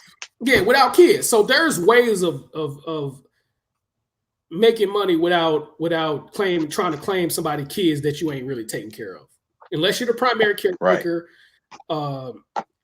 and unless you're considered the primary caretaker, don't try it. And I'm gonna tell you guys, for you guys that have children, unless you are married, not separated, unless you are married without separation, you need to find out through the courts, are you considered the primary caretaker? You can call the IRS, are you the primary caretaker? Because I saved the homeboy out here a whole lot of money. I'm like, because what happened was he grabbed his kids. You know what I'm saying? Because, and rightfully so. I'm not going to put the guy's name out there, but he grabbed his kids. He was like, man, you got my kids on the street, nigga. I'm finna take these kids. I got a place to stay. I got, my mom gonna help me. When you want to come see them kids out, we'll let you see it. But he became the primary caretaker. He just snatched them up and became the primary caretaker. Went to court and became the primary caretaker. And I told him, you need to make sure you're the primary caretaker. The dude got some big boy money off his taxes, man, because I told him everything he needed to do as far as being the primary caretaker. Like I say, I don't know everything. I just know what I know backwards, forward in my sleep, because I've been around enough people that's done had kids, that done claim kids on their taxes. So I know certain legalities for a fact. The LLC, the real estate thing, I know that for a fact because I'm around people that does that shit. I can tell you about network marketing because I did it. You know what I'm saying? And you can make money in network marketing. You just have to bust your ass, but nevertheless, it can be profitable. So I'm telling you guys out there in Memphis who go try that dumb shit, make sure you're the primary caretaker, because if you try that shit and be like, well, I do take care of them. No, the fuck you don't, nigga. You got to be a primary caretaker, dumbass. That's just like when I get my nephew in about 9 to 10 years. I'm gonna list myself I'm gonna make sure I'm gonna get that legal documents situated with my sister. You know what I'm saying? So yeah, don't do that shit unless that kid is living with you and you can prove you're the primary caretaker. Do not try that shit. If you try that shit, you're gonna be like, man, I should have listened to Jimmy JSmoove. Do not try that shit unless you know for a fact that you are a primary caretaker. And the same goes for guys who are divorced and single with children. You need to make sure you're the primary caretaker and you're legally proven that you're the primary caretaker. You know what I'm saying? So be on top of that shit.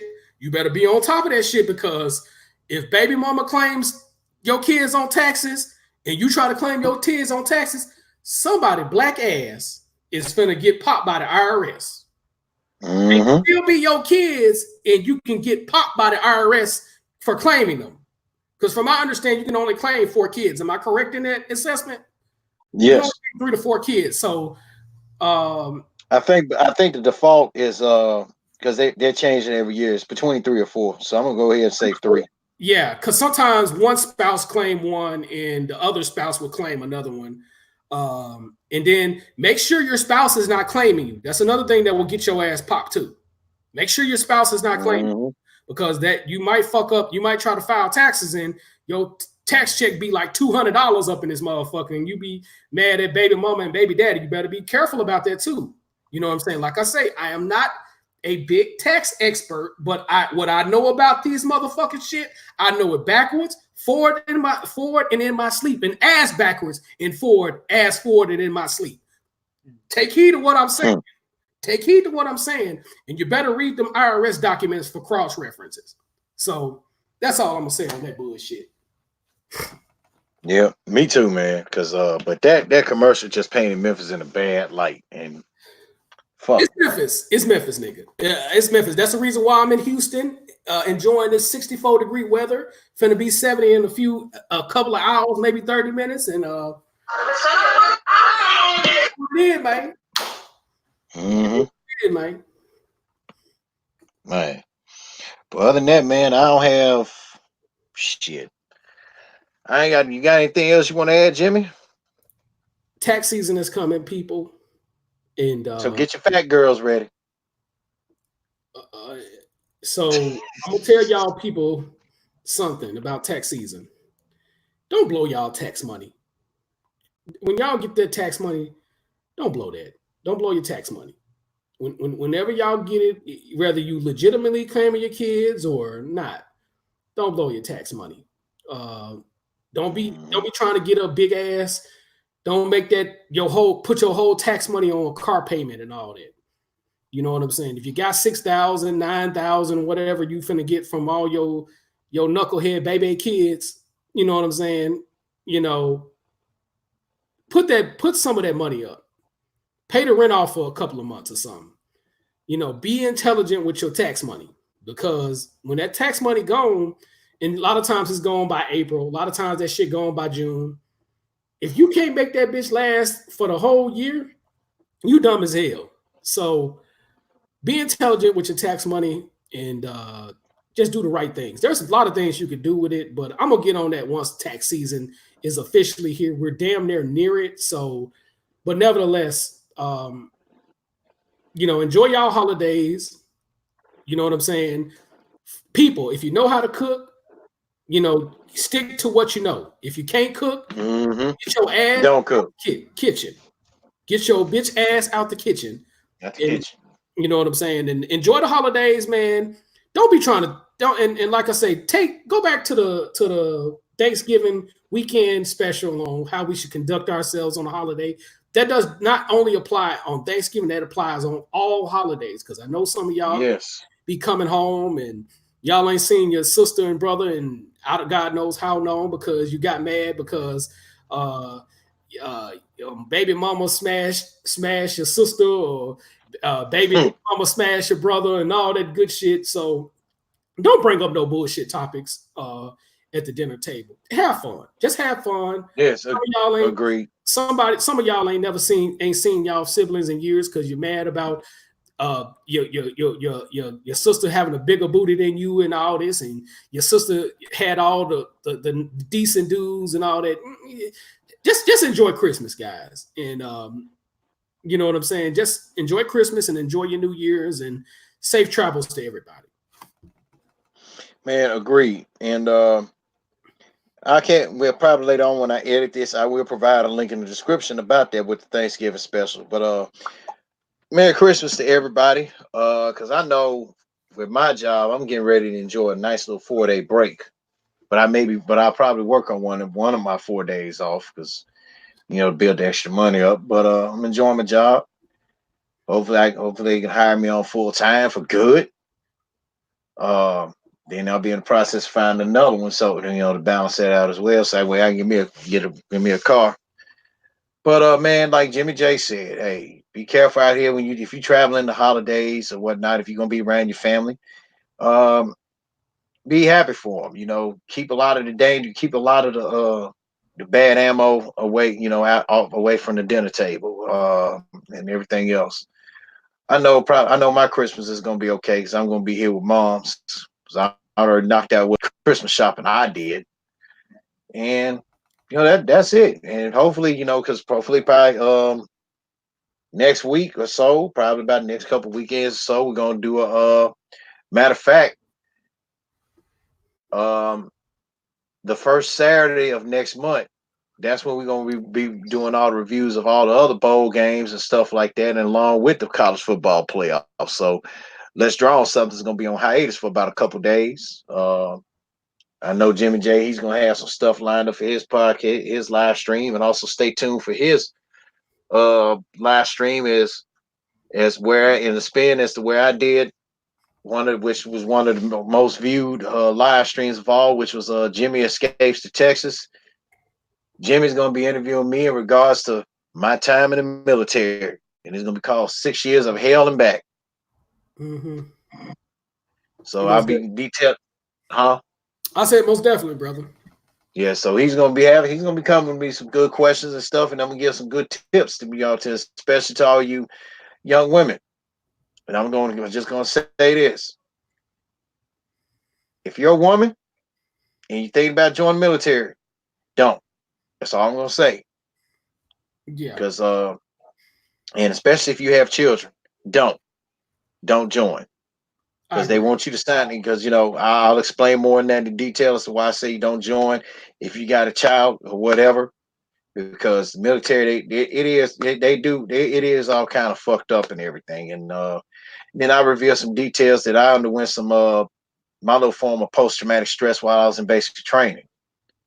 And then I'm going to be going off on some old drill sergeants, and some names I will say.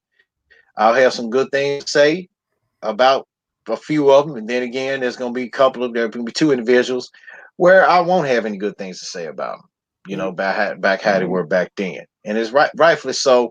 They'll probably look back at it. If they look back, they probably don't look back at it or whatnot, because some of them have advanced on in there with their lives.